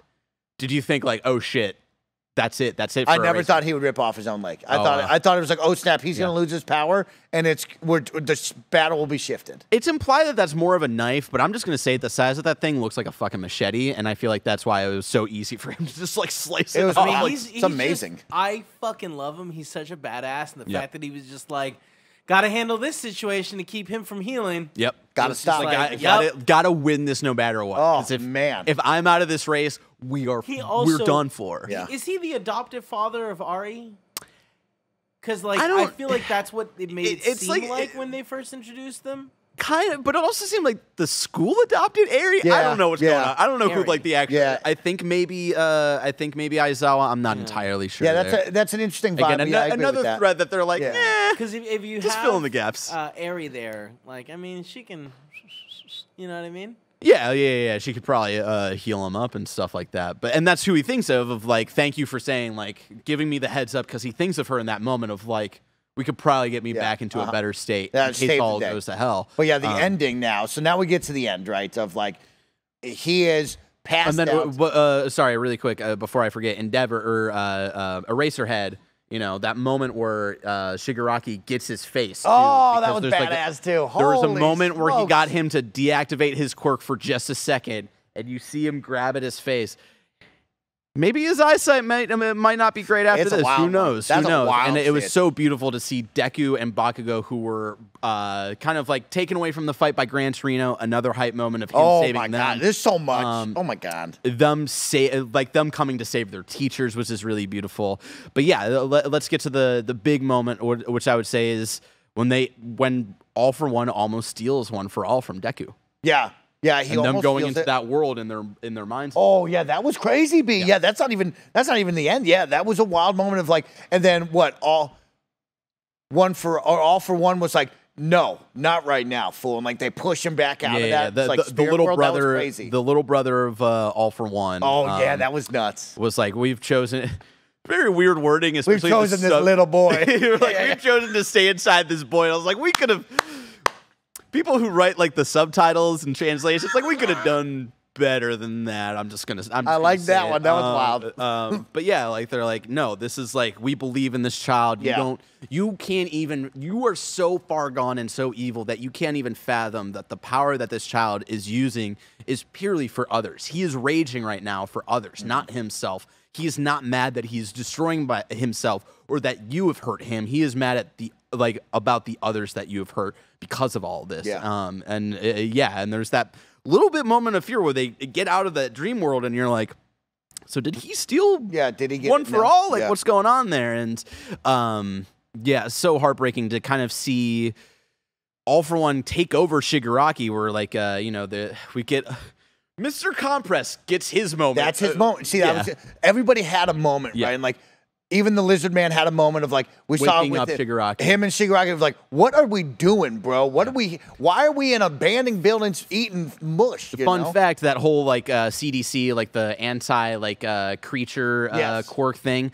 that was a scene that was originally in the My Villain Academia arc that they didn't adapt for last season. Oh, and a lot of people were up in arms because it's like that's a great scene of like Lizard Boy and his like kind of like not knowing where they're at as a group and like kind of showing like the kind of darker side of this world who were like racists against like animal people like quirks and stuff like that. It's like really interesting and they just like cut it last season. So it was cool in the context that they brought it back in the season. And Mr. Compress, like you said, right, it's like I just got to get to my back pocket and then like he starts decompressing his own body, right, to get out of it. It's some crazy shit, right? And he gets his whole like my great grandfather was this Robin Hood dude who we mentioned for 5 seconds 2 seasons ago, and it's like all right, like, and then you get like a full face reveal, and you're like, damn, Mr. Compress is kind of hot, and then like oh shit, he's hot, bro. Yeah, and he's like all bloody because he's like compressing his entire body, and that gives it just enough time for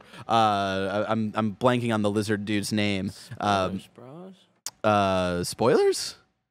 It's not on the. Kevin hasn't listened to it or watched it yet. Oh, okay. Well, Kevin, we gotta go. You gotta put your headphones down for a second. I'm about to spoil this. So he's like, they wake him up. He calls forth the Nomu, and it's no longer Shigaraki because there's this it's over like now. And like even when they're in the dream or All For One world or whatever you want to call it, right? Like Shigaraki is struggling with All for One because he's like, I don't want to be you. I want to surpass you, which is such an interesting thing where it's like on the hero side, that's what All Might wants for his students. He wants, and like all the other heroes, want their students to surpass them. And it's interesting to finally see the relationship between Shigaraki and All for One shown more than just like his childhood and upbringing and stuff like that. Of like, oh no, you weren't trying to make Shigaraki like a better you. I just wanted You're just using him to like steal All for One and to kind of keep your life going and stuff like that. So you don't even really care about Shigaraki in any way.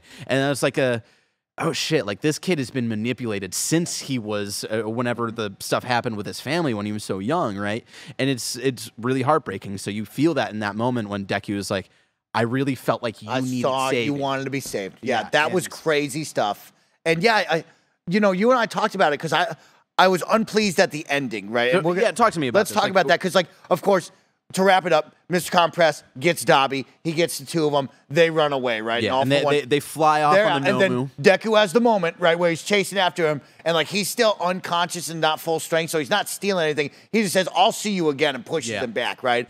And for me, we had such a big moment here, right? Like, this was like Avengers Endgame level. I thought we were going to end this here with us defeating Shigaraki, right? Wow. But then my question is like, well, what's next? And I feel like that's where we're at with Marvel. It's like, you've had the biggest payoff ever, and now we have really struggled to figure out what's next. And I don't want that, of course, for my hero because I'm loving what I'm seeing after this season, right? But, like, I thought, we beat him, then we'll figure out who's the next big hero or whatever, right? But, like, that's not how it is. He gets away, and it's like, we're gonna keep fighting him. So I was like, I'm 50-50 on it right now. So that's interesting, like, that did you ever think that Shigaraki was, like, the end game villain at all up until now? Oh, yeah. As of right now, Shigaraki was the end game villain for me. And you thought, like, this was end game? Or, like, I'm not talking end game movie spoiler. But, like Stain level, where it's like, we defeat this guy, and then we'll have half a season to another season of setting up something else. You know what I mean? I thought this was the end game for Shigaraki. Let's say that. I thought this was the end game for him. But then, like, where were you imagining they go after Shigaraki? Just, like, a new villain? Go back to school. Everybody gets healed up again. They grow up, let's say, 5 to 10 years, and we go somewhere different. Like, that's how I envisioned that. Of, like, okay, next. Because we'll talk about it. The outro, right? Or the intro of the new intro is like, we're in this post-apocalyptic world, and Deku's got a backpack, and everybody's looking at Deku, but there's sun also shining, so maybe there's some good. And he's like, I'm the dude, and you're like, are you the dude? So for me, it was like, oh shit, we back to kind of square one, you know? So to me, like, Shigaraki was always the kind of endgame thing, and like, granted, I was going into the season reading the manga, knowing where we're going and stuff like that. To me, this is Infinity War, right? Where it's like you get the hype moment where you think the heroes are on top, and then the entire, like, last third of the arc is like, no, y'all were not ready for, like, everything that the villains had here. You know, a good chunk of Japan is just destroyed right now because of Gigantomachia. Granted, they captured There are little wins here, right? Like the last episode, 600 bad guys, 100 got away. Yeah, the last episode of this arc is like kind of half of the episode is a recap, and then kind of a little bit of following up on the aftermath and all this stuff. Heroes are dead. Heroes are super injured. Stuff. Like again, everybody's spoilers, gonna need to recover. Rest in peace, Midnight, the first major character who's Sexy like Midnight. So she really dead. So in the last week's episode, right, you've got the kids who discover her body, and they're screaming. And they're crying. Yeah, and they're like just like they can't believe what they're seeing because they even convinced themselves when she gave them the order, they're like. Grape Juice is like, Midnight's okay, right? And Pinky is like, yeah, she's still got so much to teach us, right? And that realization of like what was lost, right? Yeah. And that's what really came together for me. Like I knew because there was so much when I got to this arc in the manga with the big war arc that I'd heard about for a little bit once I started reading, and knowing that there was more after it, I was like, this isn't the final fight with Shigaraki. Like I had an expectation that things were going to go south, and there were going to be great moments. Lemillion's going to come back, and like we're going to get some little wins, but like All for One has always been endgame here. Yeah, and so like the fact that take me back to my body is right. That's big shit. And so, Yeah, and then we get the kind of the tease for what'll be this weekend's episode, right? Of Take Me Back to My Body. They're gonna, use the Nomu and I assume Shigaraki to break All For One out, which again, like this season is not pulling any punches when it comes to the whole like Japan's getting fucked up right now. Yeah. And like where do we go from here? And so, you got in the tease a little bit with like the next arc with the new intro, which I'm gonna say fucking amazing. The music, like I think really? I like this. I think I like this song more than the first song. Oh, I love this first song. Okay, this season's like let's just say like this season, not this new one. I think that might be their best right now. Interesting. And I think that happens every time. It's like you fall in love with it and you're like, I love this song, and then you forget the other ones. But like as of right now, like that's one. It's like I bounce a little bit, and I'm like, okay. And then like Sora ni Utaiba is still my number one. I enjoyed the first one. And again, maybe I had the wrong expectation because I knew how dark the war arc was going to be. Yeah. And so as like a manga reader, it's like, this should be darker. This should be a heavier song. We need to, but like at the same time, I'm like, but maybe for anime only, this was the right, like, let's fuck with your expectations a little bit. You fucking and with things are going to be happy-go-lucky. And then we get to the end of this arc, and then we get into this new intro with its sad Deku going at like flying around. He's like running by himself, and Uraraka's like, "Yo, come back here, bro." And he's like thinking about it. Yeah, the way that intro is animated too, it's so beautiful. Like the way, like the animations of him like flying through the city are so good. He's almost a little critique, a little too much Spider-Man. A little too much Spidey. He'd be doing this next to the building. You're like, and that's why I know Tim Geddes would love this show, because Deku was literally just Peter Parker. It's been a joke for like years at this point. Horikoshi, the mangaka of My Hero, is like a known Spider-Man like Spidey. But he's got the other users. He hasn't manifested all of the power, so maybe you'll get some stuff that makes him less just Spider-Man in the future. But my last my question before we get to a couple of viewer questions to wrap up the show, where do you think we go from here? As an anime only watcher here, where do you think it goes from here, Mikey? Thanks, Bear, for that question. Like what thread? Let me reword it. What thread out of the Dabi reveal, All For One running away, like a third of Japan being destroyed, like, what is the one thread that you want followed up on, and like where do you think it's gonna go? The rebuild of hope, the rebuild of yes, we can fight this and defeat this evil, because like you talked about, the new intro gives the sense of hope is lost. Everything is over. We're never gonna be able to come back because we've lost so much. But then the shining on their faces of like, there's gonna be something, and we're gonna be able to rebuild. So for me, it is the rebuild. And I will say this, what we just saw over this season is probably the best I've ever seen in My Hero. And I don't know if you can build a grand scale of what we just saw ever again that will get me that hyped. Like now I'm worried. Like I said, I thought this would be the end of where we're at because that was so big. Yeah. Right? It's like that payoff was massive. You're telling me that somewhere in your back pocket, Barrett, and the creators out there, that you think you can bring something better than that? Because that was your best. I don't want to give too much of my thoughts away on where the manga is at and all of this stuff. What I will say, at least for this season, we're only halfway through the season. That's crazy. And there are so many moments that I know are going to happen this season, because the manga's at a point, like, they're not going to catch up with the manga this season. Okay. So I have a good idea of, like, roughly where they're probably going to end this season. And we still have so many moments where wild. Like when they're gonna adapt, that are gonna like make me cry, tear up, get hyped. Like there's a lot of that.